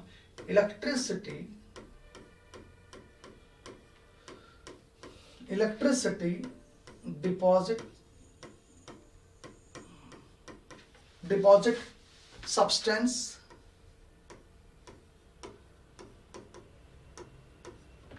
that should be equals to, कितना सब्सटेंस डिपॉजिट करता है, मैं कहूंगा 1 ग्राम इक्विवेलेंट। अरे कितना डिपॉजिट करता है, 1 gram equivalent. That is the universal truth. ये एक सच है, ये नियम है, रूल है इसका। आगे जाके प्रूव भी कर लेंगे हम लोग इसको। तो 96,500 कूलाम ने 1 ग्राम इक्विवेलेंट सब्सटेंस का डिपॉजिट किया। कोई सा भी सब्सटेंस हो, कोई भी इस ब्रह्मांड में उपस्थित कोई भी सॉल्ट ले लो, कोई भी आयन ले लो, अगर आपको उसका 1 ग्राम इक्विवेलेंट डिपॉजिट करना है इलेक्ट्रोड पर, तो कितनी इलेक्ट्रिसिटी चाहिए, 96,500 कूलाम इलेक्ट्रिसिटी चाहिए। Is it clear?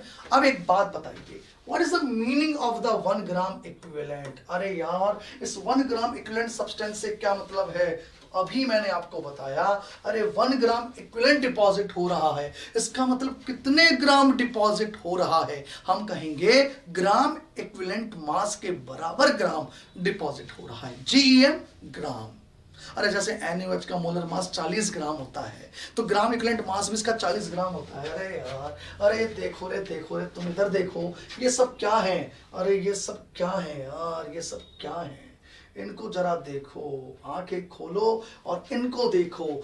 ये ग्राम इक्विवेलेंट मास ही तो हैं। हाँ, अगर मैं कहूं NaOH का 1 मोल डिपॉजिट हुआ है, बताओ कितने ग्राम डिपॉजिट हुआ है? आप कहोगे 40 ग्राम डिपॉजिट हुआ है। मैं कहूं कि NaOH का 1 ग्राम इक्विवेलेंट डिपॉजिट हुआ है, तो बताओ कितने ग्राम डिपॉजिट हुआ है? अब आपको पता है इसका ग्राम इक्विवेलेंट मास और मोलर मास एक ही चीज है, तो आप कहोगे यस 40 ग्राम डिपॉजिट हुआ है। अगर मैं कहूं H2SO4 का 1 मोल हमारे पास है, इसका मतलब कितने ग्राम अवेलेबल है? तो हम कहेंगे 98 ग्राम अवेलेबल है। अगर मैं कहूं H2SO4 का हमारे पास 1 ग्राम इक्विवेलेंट अवेलेबल है, तो बताइए कितने ग्राम अवेलेबल है? तो 1 ग्राम इक्विवेलेंट का मतलब हो गया 49 ग्राम अवेलेबल है, ग्राम इक्विवेलेंट मास के बराबर ग्राम अवेलेबल है। यही मतलब होता है। अगर मैं आपसे कहूं एल्यूमिनियम +3 हमारे पास 1 मोल है, तो बताइए कितने ग्राम है? आप कहोगे 27 ग्राम है। अगर मैं आपसे कहूं एल्यूमिनियम +3 हमारे पास 1 ग्राम इक्विवेलेंट है, तो बताइए कितने ग्राम है? कितने?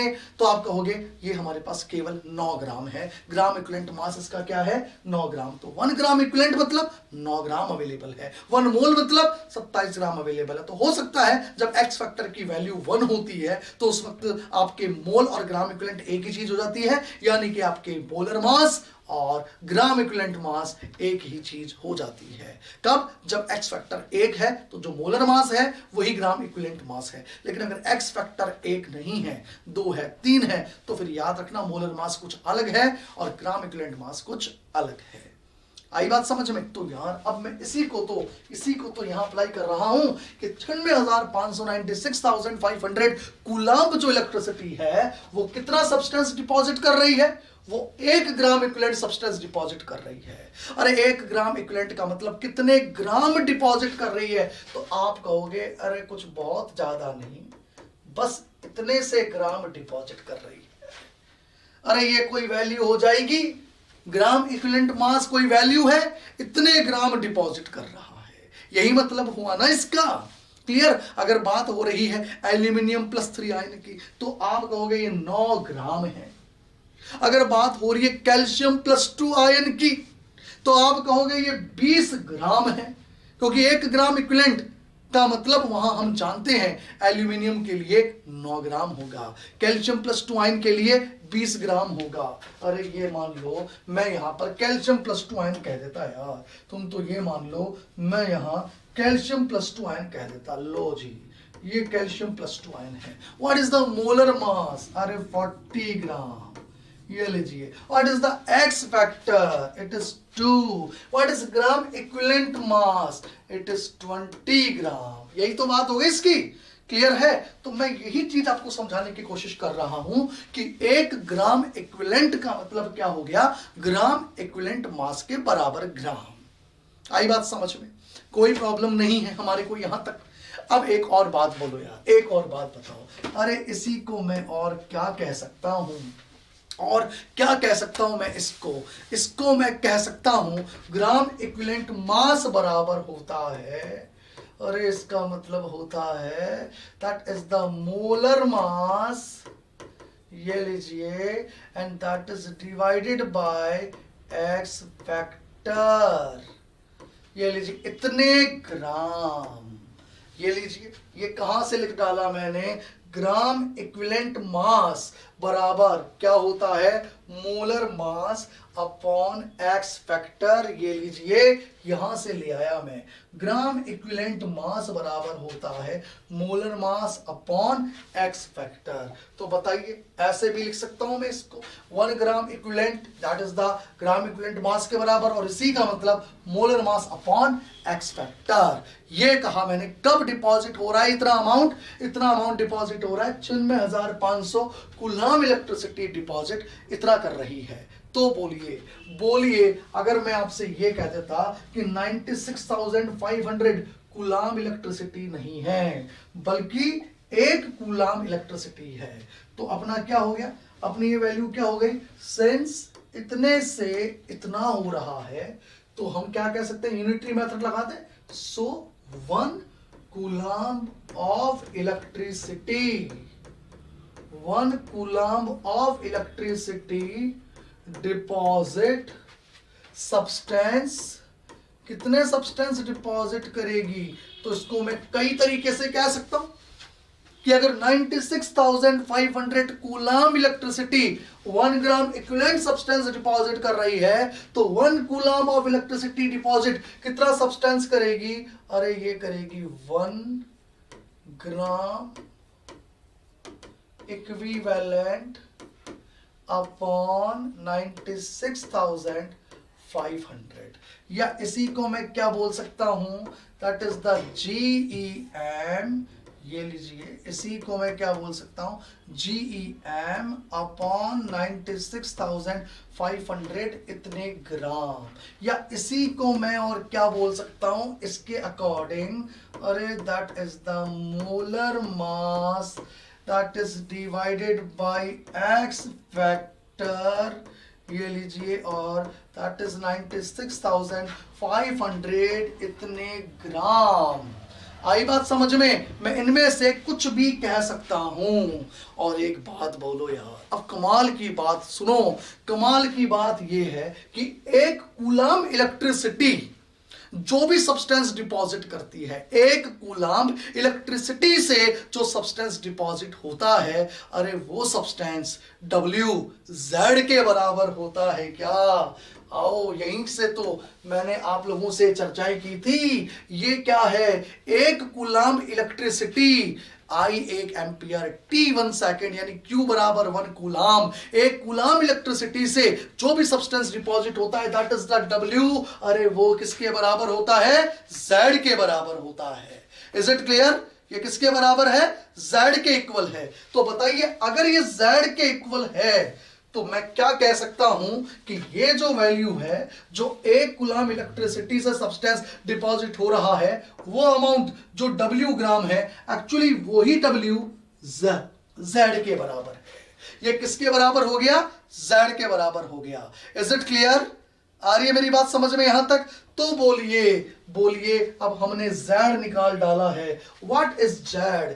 इसका मतलब Z बराबर हो चुका है, that is the molar mass, ये लीजिए M, और X फैक्टर को मैं स्मॉल n कह देता हूं, ये लीजिए n, और 96,500 कूलाम को मैं 1 फैराडे यानी फैराडे कह देता हूं।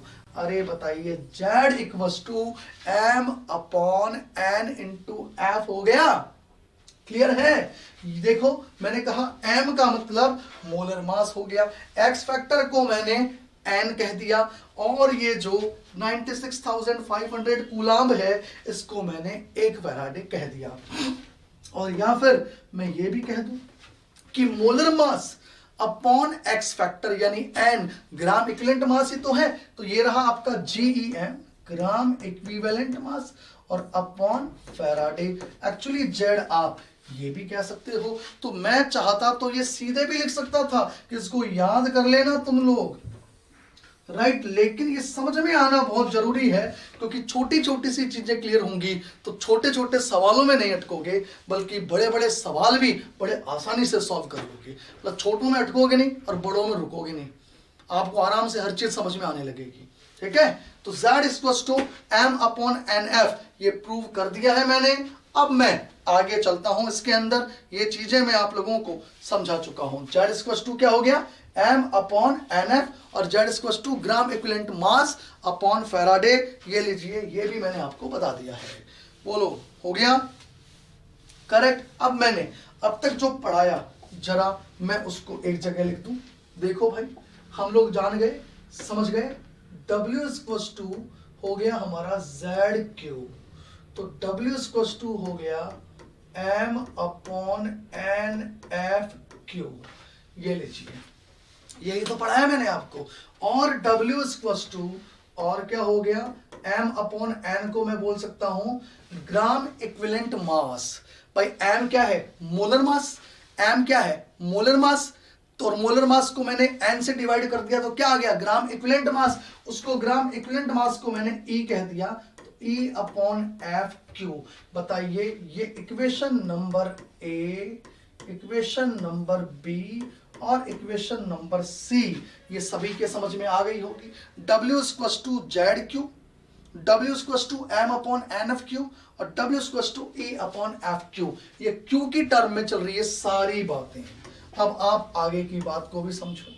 अब अगर मान लीजिए मैं आपसे कहूं कि भाई इसको जरा ऐसे भी देख लो कि W इक्वल्स टू जेड और ये आगे आई टी, ये लीजिए, इसको कह दिया मैंने इक्वेशन x, या चलिए p कह दिया मैंने इसको, और फिर मैंने कहा W इक्वल्स टू जेड का मतलब क्या हो गया, m upon N F I T, इसको मैंने कह दिया इक्वेशन q, और मैंने कहा W equals to m upon N को ग्राम इक्विवेलेंट मास, इसको E कह दिया, E अपॉन एफ, और ये आई टी, ये लीजिए, that is the R, that is the equation for first law of Faraday। ये लीजिए, फर्स्ट लॉ ऑफ फैराडे के लिए मैंने प्रॉपर इक्वेशन आपको बता दी है, that is the proper equation of first law of Faraday, पूरा डिराइव करके मैंने आपको बता दिया। हम चले थे W is directly proportional to the Q से, और उसके बाद मैंने आपको पूरा फॉर्मूला कैसे डिराइव हुआ ये समझा दिया है। ठीक है, उतारो आप लोग फटाफट।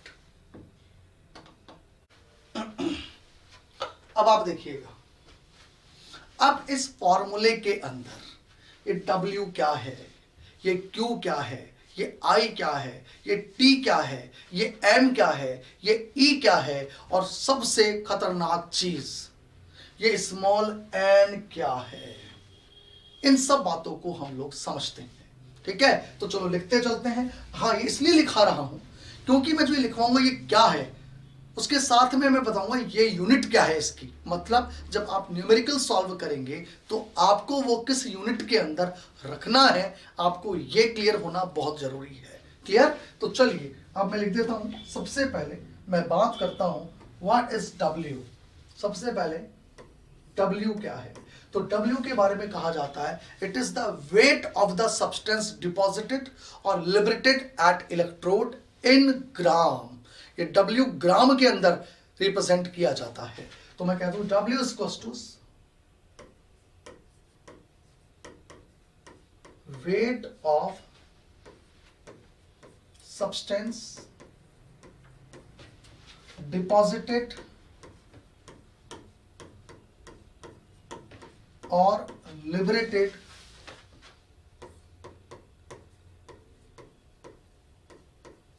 deposited or liberated at electrode in gram। किसके अंदर? इन ग्राम, ग्राम के अंदर, ये ध्यान समझना। ठीक है, चलिए W हो गया। इसके बाद मैं आता हूं कैपिटल M पर। याद रखना M क्या है। अब क्या होता है, कई बार स्टूडेंट हो जाता है कंफ्यूज कि यार ये M मोलर मास तो है, बट मोलर मास किसका, मतलब जिसका इलेक्ट्रोलाइसिस करवा रहे हैं उसका, या जो सब्सटेंस इलेक्ट्रोड पे डिपॉजिट हो रहा है उसका। तो याद रखना ये जो मोलर मास है, जो हम यहां रखते हैं मोलर मास फॉर्मूले में, ये मोलर मास उसका नहीं होता जिसका इलेक्ट्रोलाइसिस करवा रहे हैं ना, ये मोलर मास होता है उस सब्सटेंस का जो कि इलेक्ट्रोड के ऊपर डिपॉजिट हो रहा है। आ रही है बात समझ में? तो M equals to molar mass of substance, molar mass of substance deposited on electrode. अब मैं बार बार नहीं लिख रहा हूं डिपॉजिटेड और लिबरेटेड, क्योंकि एक्चुअली क्या होता है, कोई मेटल जाके जा रही है, डिपॉजिट हो रही है, उसको डिपॉजिट बोल देते हैं, कोई गैस इवॉल्व हो रही है उसको लिबरेट बोल देते हैं, इसलिए मैं दोनों लिख देता हूं। तो molar mass of the substance deposited on electrode, ध्यान रखिएगा, ये मोलर मास जो भी सॉल्ट लिया गया है इलेक्ट्रोलाइसिस के लिए उसका नहीं है, बल्कि जो सब्सटेंस इलेक्ट्रोड पे डिपॉजिट हो रहे हैं उनके मोलर मास है ये कैपिटल M। ये क्लियर रखना आप लोग हमेशा। करेक्ट? चलिए अब मैं इसके अंदर आगे की और बात करता हूं। आओ, अब ये जो मोलर मास है, ध्यान से समझना, ये जो मोलर मास हम लोग ले रहे हैं, राइट, मैं कह रहा हूं ये मोलर मास किसका हो सकता है?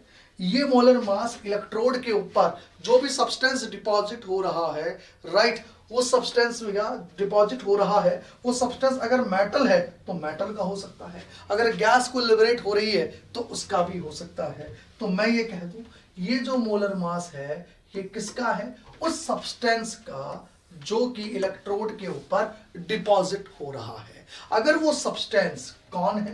कोई एटम है, यानी कि कोई मेटल है, मेटल ही होगा अपनी एटॉमिक फॉर्म के अंदर, या फिर वो कोई मॉलिक्यूल है, ये लीजिए, या मैं ये कह दूं इसका मतलब कोई गैस है, राइट, ऐसा हो सकता है, राइट। तो ध्यान रखना, अगर डिपॉजिट होने वाला सब्सटेंस जिसके मोलर मास की चर्चाएं हो रही हैं, अगर वो कोई एटम है, कोई मेटल है, तो मोलर मास का मतलब यहां ग्राम एटॉमिक मास होता है। मोलर मास का मतलब क्या है? Gram atomic mass, that is the GAM, always remember. और अगर डिपॉजिट होने वाला जो भी सब्सटेंस है, अगर वो कोई गैस है यानी मॉलिक्यूलर फॉर्म में डिपॉजिट हो रहा है, तो उसका molar mass actually gram molecular mass होता है। क्या होता है? ग्राम मॉलिक्यूलर मास, ओहो, जिसका मतलब है GMM। यानी ये मोलर मास भी कई प्रकार के होते हैं, एक्चुअली डिपेंड करता है आप किस सब्सटेंस के मोलर मास की बात कर रहे हो। अगर वो कोई एटम है तो ग्राम एटॉमिक मास, अगर वो कोई मॉलिक्यूल है तो gram molecular mass molar mass है, अगर वो कोई आयनिक सॉलिड है तो उसका मोलर मास, उसका फॉर्मूला मास होता है, राइट। ये सब चीजें सब हम लोग 11th क्लास के अंदर पढ़ते थे। अब मैं यहाँ ग्राम एटॉमिक मास किनके कितने क्या होते हैं, आओ जरा इनकी मैं चर्चाएं कर लेता हूं। देखो, मेटल्स कौन सी हो सकती है डिपॉजिट होने वाली? हो सकता है मेटल सोडियम हो जाए। भाई मेटल कौन सी हो सकती है? हो सकता है सोडियम हो जाए मेटल, राइट। हो सकता है मैग्नीशियम हो जाए, ये लीजिए। हो सकता है एल्यूमिनियम हो जाए, हो सकता है कॉपर हो जाए, हो सकता है जिंक हो जाए, हो सकता है सिल्वर हो जाए। अरे इनमें से कोई सी भी मेटल हो सकती है। तो बताइए, अगर मैं इनके ग्राम एटॉमिक मास की बात करता हूं, यानी मोलर मास की बात करता हूं, तो अब इनके मोलर मास एक्चुअली कौन है? That is gram atomic mass. अगर मैं इनकी चर्चाएं करता हूं तो बताइए, सोडियम के लिए तो कितना हो गया? That is the 23 gram. Magnesium के लिए कितना हो गया? That is the 24 gram. Aluminium के लिए कितना हो गया? दैट इज 27 ग्राम। ठीक है, बिल्कुल ऐसे। कॉपर के लिए कितना हो गया? 63.5 ग्राम। जिंक के लिए कितना हो गया? अप्रॉक्स 65 ग्राम। सिल्वर के लिए कितना हो गया? 108 ग्राम। ये लीजिए, ये बात हुई अगर इलेक्ट्रोड के ऊपर, जैसे कैथोड के ऊपर कैटाइंस जाते हैं तो ये कैटाइन गए, इनका रिडक्शन होगा, डिपॉजिट हो गए, तो इन मेटल्स के मोलर मास एक्चुअली इनके ग्राम एटॉमिक मास है, ये वैल्यूज रखी जाती हैं। अब इनका सॉल्ट क्या था? सॉल्ट एल्यूमिनियम क्लोराइड था, जिंक क्लोराइड था, सोडियम क्लोराइड था, मैग्नीशियम सल्फेट था। हमें मतलब ही नहीं, उनके मोलर मास से मतलब नहीं है जो सॉल्ट लिया गया है ना। जो भी इलेक्ट्रोड के ऊपर सब्सटेंस डिपॉजिट हो रहे हैं, एक्चुअली उनके मोलर मास इस फॉर्मूले में रखे जाते हैं, ऑलवेज रिमेंबर। क्योंकि ये मेजर कंफ्यूजन हो जाता है कई बार स्टूडेंट को, यानी मोलर मास रखना किसका है। ठीक है, बिकॉज आप ये कह रहे हो यार W is directly proportional to the Q। What is W is directly proportional to the Q? के it is the first law of Faraday, the weight of the substance deposited at electrode as the result of electrolysis is directly proportional to the amount of electricity, a quantity of the electricity passed through the electrolyte। आई बात समझ में? तो weight of the substance deposited on electrode, ये W वो है, तो molar mass भी तो उसी का होगा ना जो डिपॉजिट हो रहा है। अगर W उसका निकाल रहे हो तो मोलर मास भी तो उसी का रखोगे ना आप लोग। ठीक है, तो ये ध्यान रखिएगा। ऐसे ही ग्राम मॉलिक्यूलर मास की मैं अगर बात कर रहा हूं, तो जैसे H2 डिपॉजिट हो रही हो, O2 डिपॉजिट हो रही हो, Cl2 डिपॉजिट हो रही हो, तो बताइए इनके GMM कितने हो गए? ये हो गया आपका 2 ग्राम। ये कितना हो गया? 32 ग्राम। ये कितना हो गया? 71 ग्राम। ये लीजिए, these are the molar mass of gas, जिसको आप कह सकते हो ग्राम मॉलिक्यूलर मास। आ गई बात समझ में? तो W मैंने आपको क्लियर कर दिया है। इस फॉर्मूले के अंदर ये जो फॉर्मूला है हमारा, इस फॉर्मूले का मैंने आपको W क्लियर कर दिया है, चाहे वो इधर का हो चाहे वो उधर का हो। मैंने M क्लियर कर दिया, चाहे वो उधर का हो चाहे वो इधर का हो। अब मैं करंट वाली चीजों पे आ रहा हूं, मतलब अब मैं आ रहा हूं फैराडे पर, I पर, T पर, Q पर, मैं इस पे आ रहा हूं। ठीक है, चलिए तो अब देखते हैं हम लोग यहां F क्या होता है। तो F जो होता है that is the Faraday. F क्या है? फैराडे। और जब मैं इसकी वैल्यू रखता हूं तो दैट इज द 96,500 कूलम। हम ये जानते हैं इसकी वैल्यू किसके बराबर होती है? 96,500 कूलम के, दैट इज द फैराडे। ये हम लोगों को पता है। Is it clear? अच्छा, अब इसके अलावा और क्या क्या चीजें हैं हमें पता है। I भी है। I क्या होता है? That is the current in ampere. I current होता है एम्पियर में, राइट। T क्या होता है? Time in second. याद रखना ये सेकंड्स में रखा जाएगा कैलकुलेशन करते वक्त। हमें भले ही मिनट में दे रखा हो, हमें भले ही आवर्स में दे रखा हो, बट हमें रखना सेकंड्स में ही है, ये ध्यान रखिएगा। क्लियर? उसके बाद Q भी चल रहा है हमारे फॉर्मूले में। ये देखो भैया, इधर अगर आप देखें तो Q ही चल रहा है। तो Q क्या होता है? Q होता है इलेक्ट्रिसिटी इन कूलम, या quantity of electricity in coulomb. Q होता है क्वांटिटी ऑफ इलेक्ट्रिसिटी या चार्ज इन कूलम, कुछ भी कह सकते हो। Quantity of electricity in coulomb, right. ये ध्यान रहे, या हम ये कह दें चार्ज इन कूलम, ये भी कहा जा सकता है चार्ज इन कूलम, ये भी हम कह सकते हैं, राइट। तो देखो भैया, F हो गया, I हो गया, T हो गया और Q भी हो गया है। अब क्या बच गया यहाँ? एक और चीज अभी इसमें बची हुई है, जैसे M मोलर मास है, अभी क्या बचा हुआ है? E भी बचा हुआ है। और E क्या है यहाँ? That is the gram equivalent mass, right. याद रहे E क्या होता है? देखो ये जो E है, बताइए E क्या है यहां पर? E है ग्राम equivalent mass.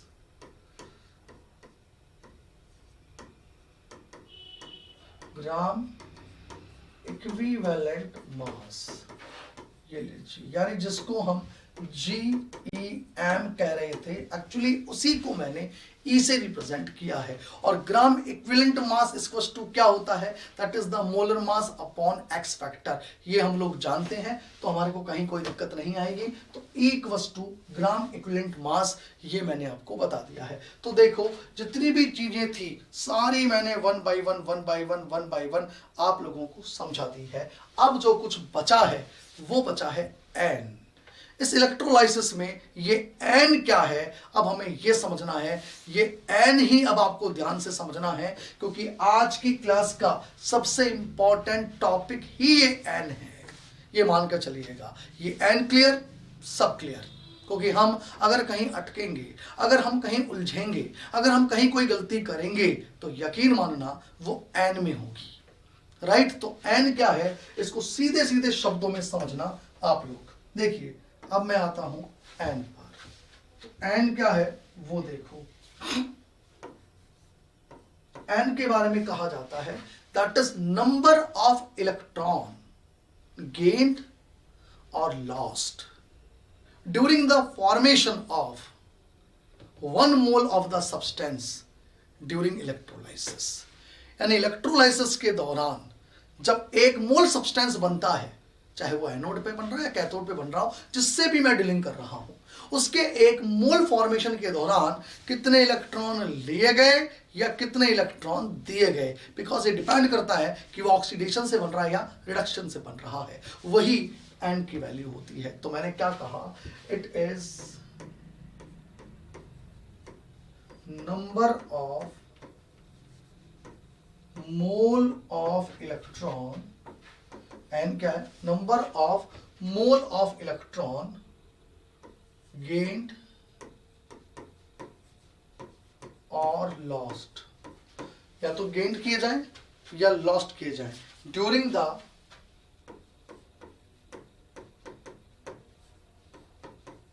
Formation of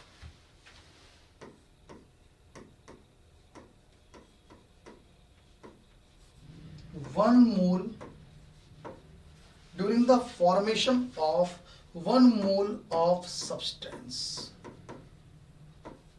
in electrolysis।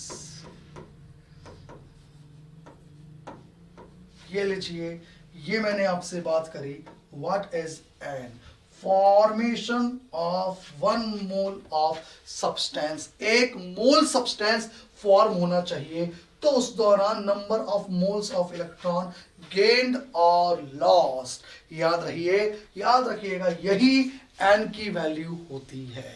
अब मैं इस एन की वैल्यू को आपको समझाता हूं। याद रखना एक मोल सब्सटेंस जब बनता है इलेक्ट्रोलाइसिस के अंदर, तो उस दौरान कितने मोल इलेक्ट्रॉन्स लिए गए या दिए गए, ये आपकी इक्वेशन में दिख जाएगा, वही एन की वैल्यू है। आओ इसका मतलब मैं आपको समझाता हूं। देखिए, इसको समझाने के लिए मैं कई छोटे छोटे से एग्जाम्पल आपसे डिस्कस करता हूं। देखिए, वो छोटे छोटे से एग्जाम्पल आप लोग देखो, आपको एन की वैल्यू का मतलब बहुत ही आसानी से समझ में आ जाएगा। देखो, मैं बात करता हूं आपसे अब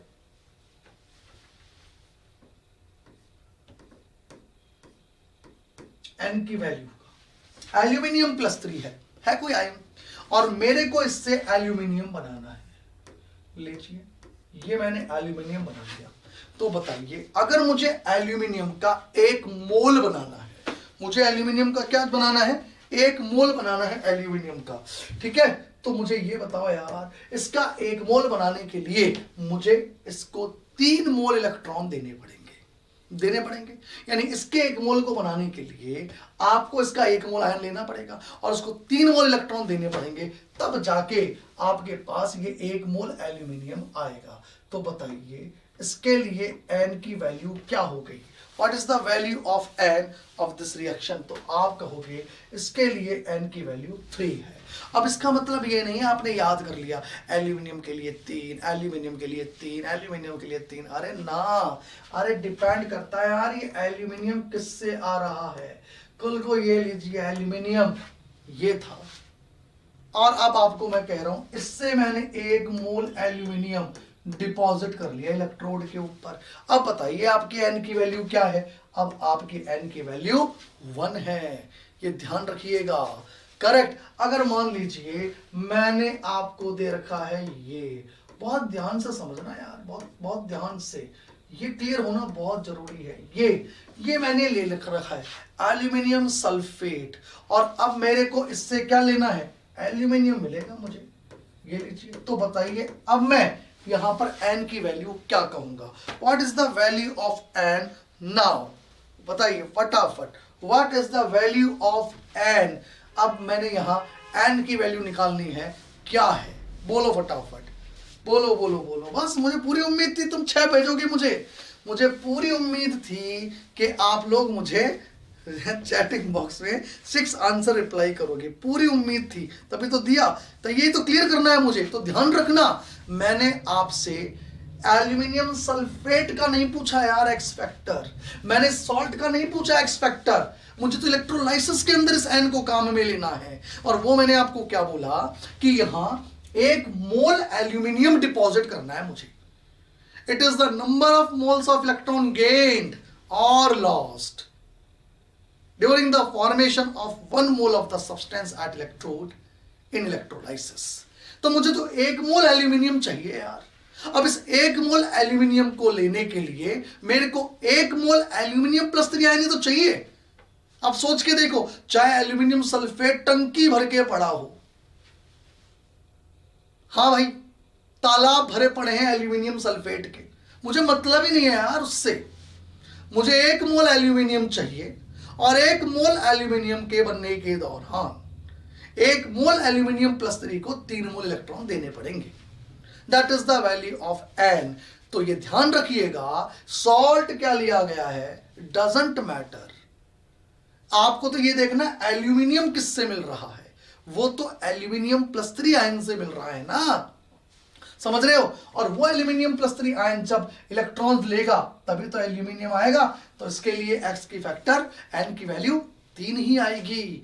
ये ध्यान रखिएगा आप लोग, समझ गए। जैसे आप देखो, अगर मैं आपसे कहूं कैल्शियम है, मैं आपसे कहूं कैल्शियम सल्फेट है, मैं आपसे कहूं कैल्शियम फॉस्फेट है, ये लीजिए, और मेरे को चाहिए कैल्शियम 1 मोल, ये लीजिए, सभी में मैंने तो कैल्शियम ही लेना है, ये लीजिए, ये लीजिए।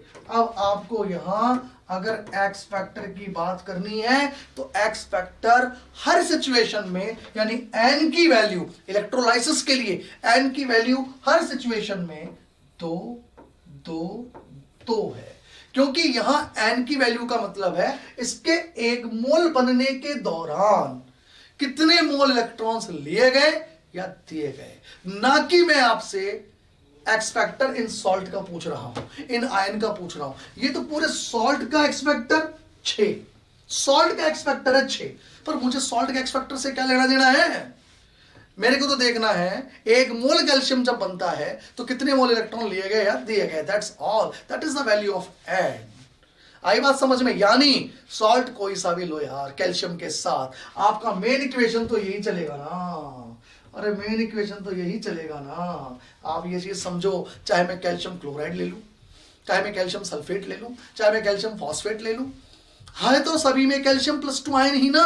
तो 1 मोल कैल्शियम प्लस 2 आयन से कैल्शियम बन रहा है 1 मोल, तो एक्स फैक्टर आपका 2 ही चलेगा। बिल्कुल ऐसे ही अगर मुझे एल्यूमिनियम बनाना है तो यार मैं एल्यूमिनियम आयन चाहे बाजार से सीधा आयन खरीद लाऊं, और या फिर मैं इसका कोई सॉल्ट ले आऊं। अब सॉल्ट तो कोई सा भी हो सकता है, एल्यूमिनियम फॉस्फेट हो जाए, एल्यूमिनियम सल्फेट हो जाए, एल्यूमिनियम ट्राइक्लोराइड हो जाए, कुछ भी हो जाए, मुझे मतलब ही नहीं है कि उसके साथ कौन सा काउंटर आयन है, मुझे मतलब है एल्यूमिनियम प्लस 3 से। ये चीज समझो आप लोग, क्लियर। हाँ भाई, मेरी बात समझ में आई, बहुत ही बढ़िया।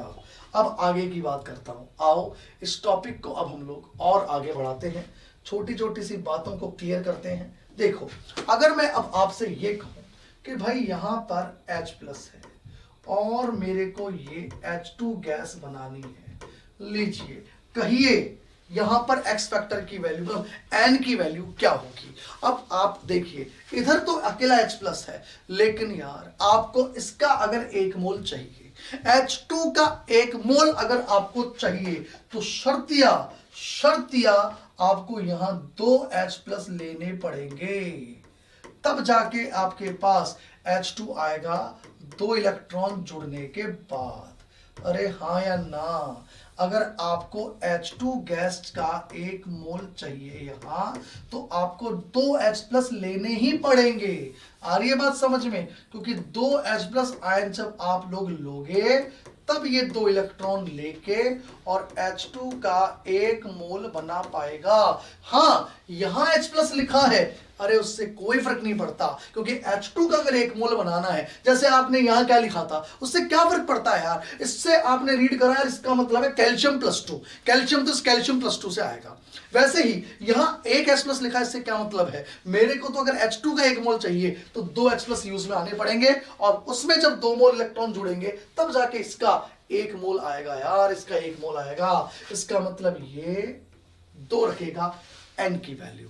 आ रही है बात समझ में। बिल्कुल इसी प्रकार से अगर मान लीजिए मैं लेता हूं यहां परमैंगनेट आयन, और मैं कहता हूं इससे मैग्नीज आ गई, मैं कहता हूं ये है परमैंगनेट आयन, और मैं कहता हूं इससे मैग्नीज प्लस 2 आ गई, मैं लेता हूं परमैंगनेट आयन, और मैं कहता हूं इससे MnO2 आ गया। आओ इसके एक्स फैक्टर की चर्चाएं करते हैं, आपको इसका एक्स फैक्टर कैसे निकालना है।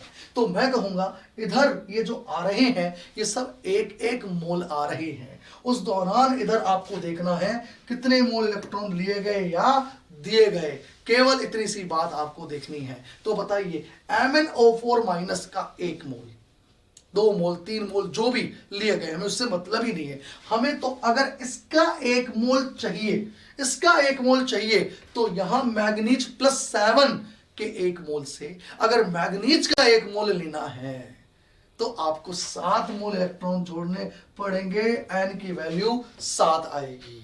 अरे यही तो मतलब हो गया इसका।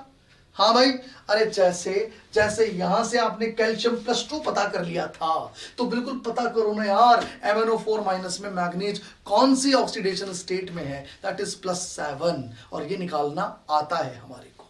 क्लियर है? ऐसे ही MnO4- में अगर मैग्नीज +7 में है, लेकिन आपके मैग्नीज 0 वाली नहीं चाहिए 1 मोल, आपके मैग्नीज +2 की चाहिए, तो उधर +7 इधर +2, अगर उसके 1 मोल +7 से 1 मोल +2 वाला चाहिए तो 5 मोल इलेक्ट्रॉन भेजो यार उसके पास, तो n की वैल्यू यहां 5 हो गई। आ रही है मेरी बात समझ में? अगर मान लीजिए यहां आपके पास 1 मोल MnO4-, इससे मतलब नहीं है, मुझे तो इसका 1 मोल चाहिए, तो MnO2 के 1 मोल का मतलब मैग्नीज +4 में, उधर का मैग्नीज +7 में, +7 से +4 में आ रही हो, n की वैल्यू यहां 3 बोली जाएगी। याद रखिएगा, n की वैल्यू क्या बोली जाएगी? 3 बोली जाएगी। करेक्ट। अब मैं कुछ चीजें यहां लिखता हूं, आपको बताना है यहां पर n की वैल्यू किसके लिए क्या है। आ रही है बात समझ में? कुछ बातें अब मैं लिख रहा हूं, आपको n की वैल्यू बतानी है, ठीक है? कुछ इक्वेशंस लिख रहा हूं, जैसे मैं आपसे कह दूं, मैंने यहां लिया क्लोराइड और इससे Cl2 गैस बना दी, मैंने इधर लिया Al2O3 और मैंने इससे एल्यूमिनियम बना दिया, इधर मैंने लिया Fe+2 और इससे मैंने Fe बना दिया, इधर मैंने ले लिया Fe2O3 और मैंने इससे Fe बना लिया, ठीक है? ओके। अगर मैंने इधर लिया आयरन +3 और मैंने इससे Fe+2 बना लिया, आपको बताना है किसके लिए एक्स फैक्टर क्या है, ये आप फटाफट बताएंगे मुझे, ठीक है ना? और देख लेते हैं, और लिख लेते हैं कुछ। ये ले लिया CaCl2 और मेरे को कैल्शियम चाहिए, ठीक है? ये लीजिए, ये CaCl2 भी हो गया और मेरे को क्या चाहिए इससे? कैल्शियम। चलो करो फटाफट, और मुझे n की वैल्यू बताएंगे, करो फटाफट।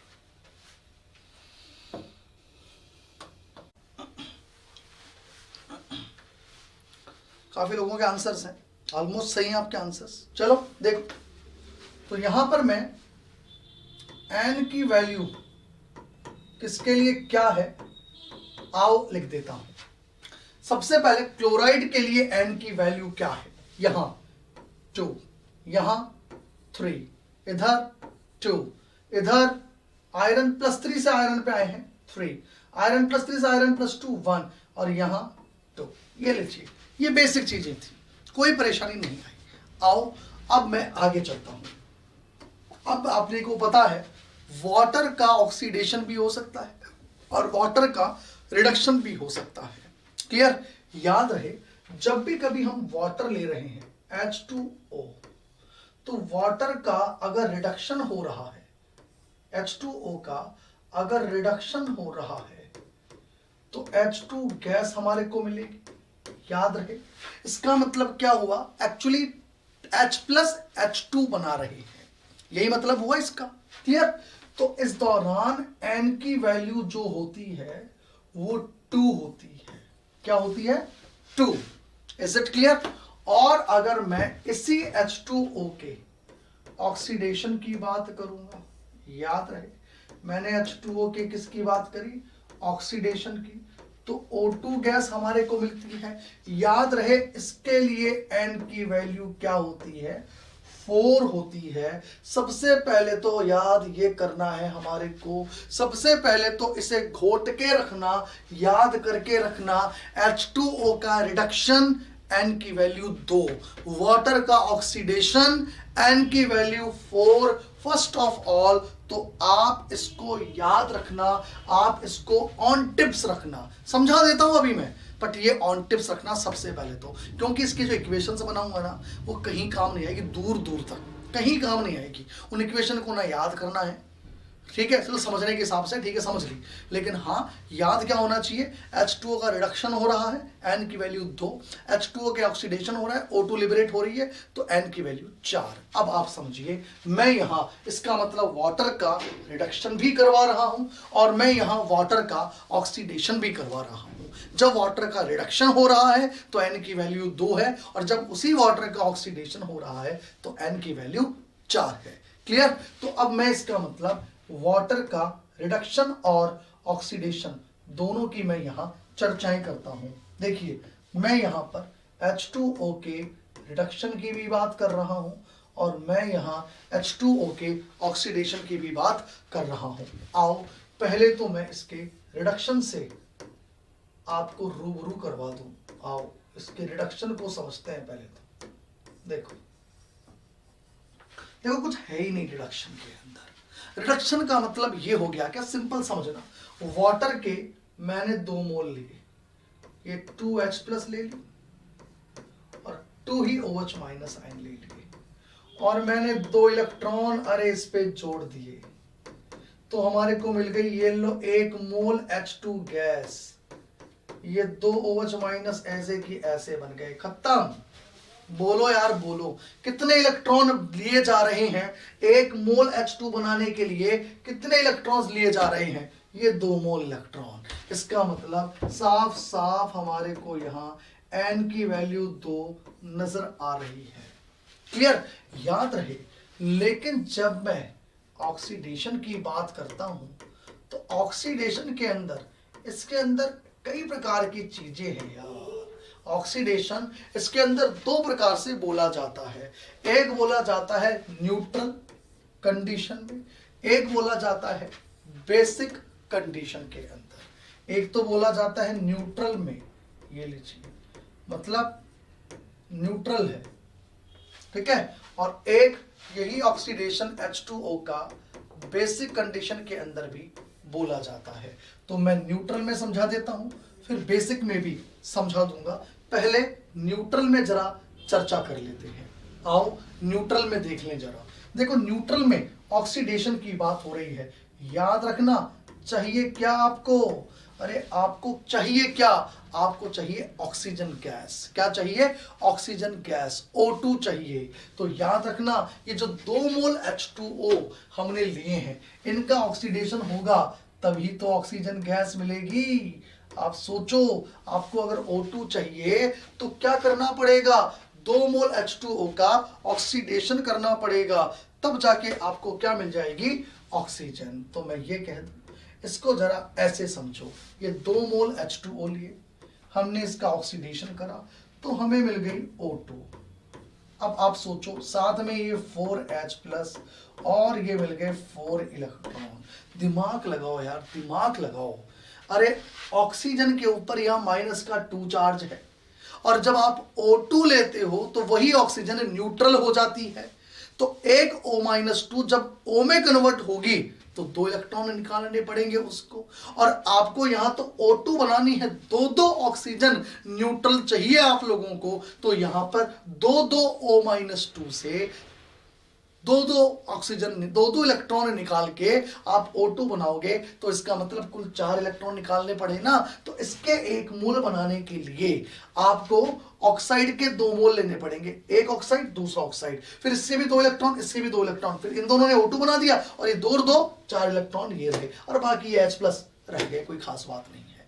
ये न्यूट्रल का इक्वेशन होता है। अब हमें इस इक्वेशन से कोई लेना देना है ही नहीं, कोई लेना देना नहीं है। सिंपल सी बात ये समझनी है, सिंपल सी बात दिमाग में ये बैठानी है कि भाई ये जो O2 आई है, ये O2 आई तो इससे इलेक्ट्रॉन निकल के ही है ना।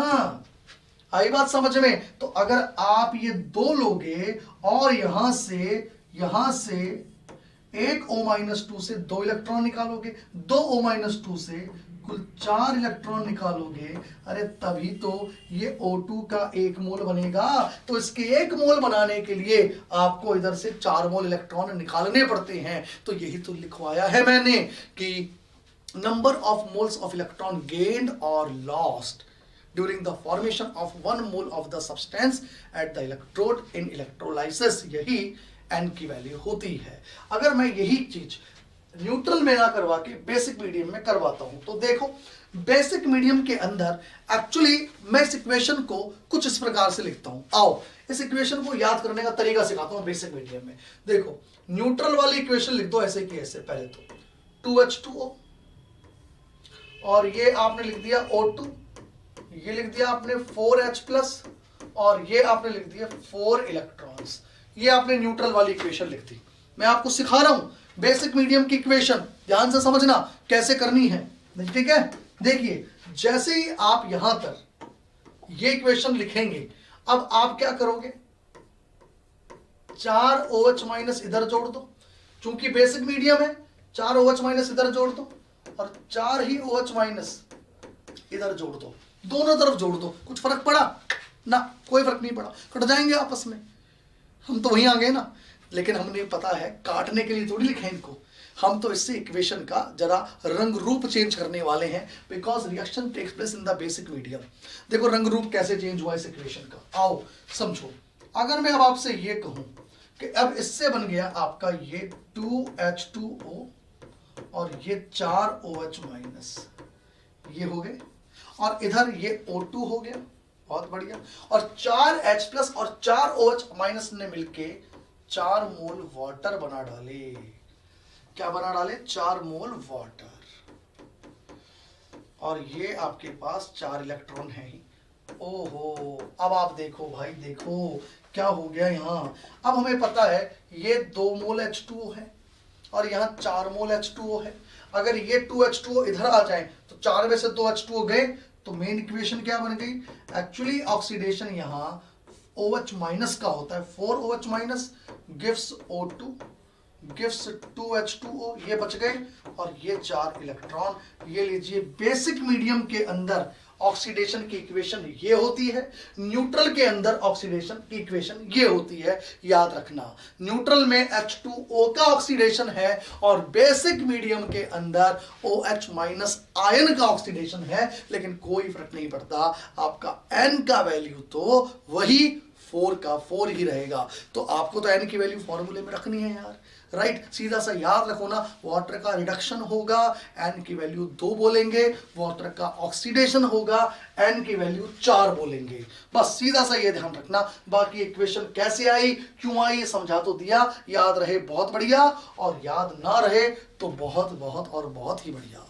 क्लियर? बस इतना याद रखना, एसिडिक बेस न्यूट्रल में H2 ऑक्सीडाइज्ड हो रहा है और बेसिक में OH- ऑक्सीडाइज्ड हो रहा है। ये मैंने आपसे वाटर के लिए भी N की वैल्यू कैसे निकालते हैं ये बता दी, ठीक है। वाटर की N की वैल्यू भी हो गई। Is it clear? अब मेरे लिए, आपके लिए एक बहुत ही छोटा सा सवाल, बहुत ही इंटरेस्टिंग सवाल है ना, आपके लिए बहुत ही बढ़िया सवाल, छोटा सा सवाल, बड़ा इंटरेस्टिंग सवाल। और सवाल ये है कि MnO4- ही लिया गया है। Is it clear? और मुझे Mn3O4 चाहिए आफ्टर द इलेक्ट्रोलाइसिस। क्लियर? इसका एक मोल बनेगा। इससे अब कितने चाहिए वो आप दिमाग लगाओ, राइट। आपको बताना है अब N की वैल्यू क्या होगी। ये लीजिए, एक सवाल तो मेरा ये है आप लोगों के लिए, राइट। एक सवाल तो मेरा ये हो गया। दूसरा सवाल मेरा हो गया आपको लोगों के लिए, नाइट्रोबेंजीन है, लीजिए, इसका रिडक्शन हुआ और इसने एनिलीन बना दी, लीजिए। इसके लिए भी N की वैल्यू क्या होगी ये आपको बताना है। ये मेरे 2 सवाल हैं आप लोगों के लिए।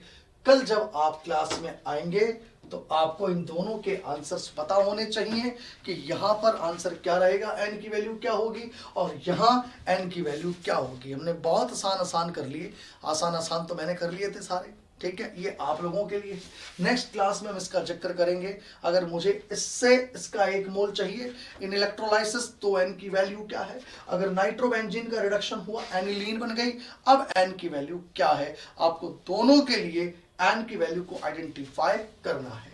Clear?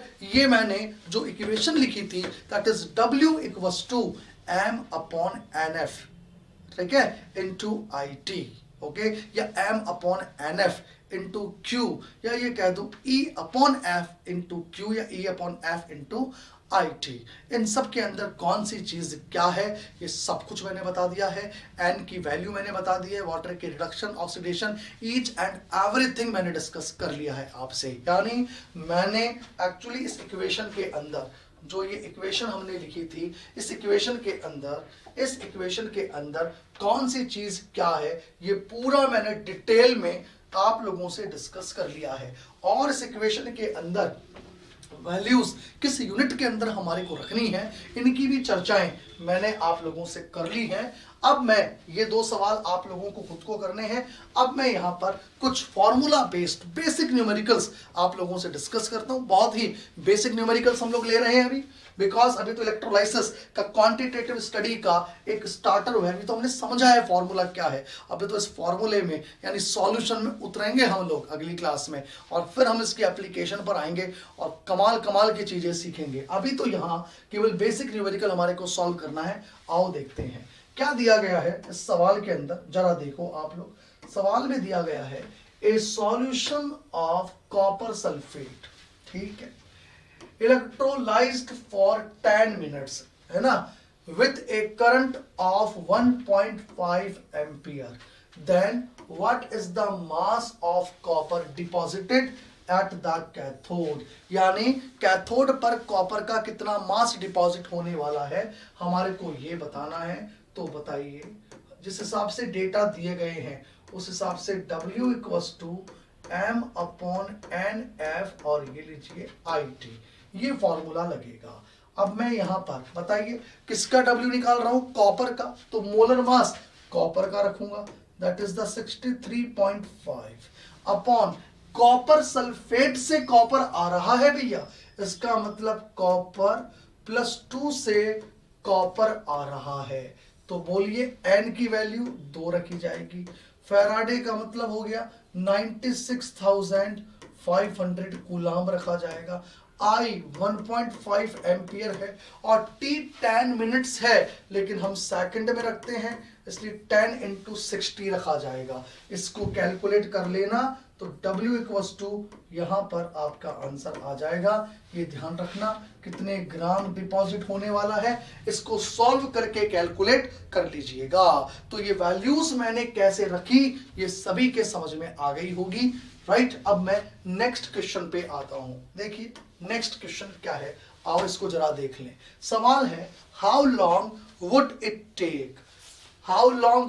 Take to deposit 100 gram of aluminium from an electrolytic cell containing Al2O3 using current of 125 ampere. तो हमसे पूछा है how long would it take, इसका क्या मतलब है कितना समय लगेगा इस प्रोसेस के अंदर। इसका मतलब इस सवाल के अंदर हमसे एक्चुअली टाइम पूछ लिया गया है। अब हम ये जानते हैं, हमारे को ये पता है कि फॉर्मूला कहता है W equals to M upon N F I और T, और एक्चुअली हमें यहां से ये T कैलकुलेट करना है। याद रखिएगा यहां इस फॉर्मूले से जो हम T कैलकुलेट करने वाले हैं वो T सेकंड्स में आएगा। जब रखते हैं वैल्यू सेकंड में तो जो आएगी भी फॉर्मूले से वो सेकंड में ही आएगी ना, हम जानते हैं। अब आप देखिए W क्या दे रखा है 100 ग्राम, ये हमारे को दिया हुआ है किसका, ऑब्वियसली हमारे को इलेक्ट्रोलाइसिस का करवाना है Al2O3 का। तो W किसका दे रखा है, हमारे को एल्यूमिनियम का W दे रखा है। अगर एल्यूमिनियम का मास दिया है तो मोलर मास भी एल्यूमिनियम का ही रखोगे, दैट इज 27। अच्छा बताइए एल्यूमिनियम आया कहां से है, अरे Al2O3 से आया है, मतलब एल्यूमिनियम +3 से एल्यूमिनियम आया है एक्चुअली में। तो बताइए N की वैल्यू क्या होगी 3, और ये क्या हो गया आपका 96,500, और बताइए करंट कितना दे रखा है 125, और ये लीजिए T। अब आप कैलकुलेशन करके ये T आराम से निकाल सकते हैं, बस इतना याद रखना कि ये जो T आप कैलकुलेट करके निकालने वाले हो, ये t सेकंड्स में आएगा। ऑप्शन देख लेना, सेकंड्स में ना हो कि मिनट में हो, आवर्स में हो, तो आपको डिवाइड करना आता है। सेकंड्स से मिनट में जाओगे तो 60 से डिवाइड करोगे, फिर आवर्स तक जाओगे तो 60 से और डिवाइड करोगे। क्लियर? ये बात हुई आपके फर्स्ट एंड सेकंड क्वेश्चन की। फटाफट उतारेंगे आप लोग इसको।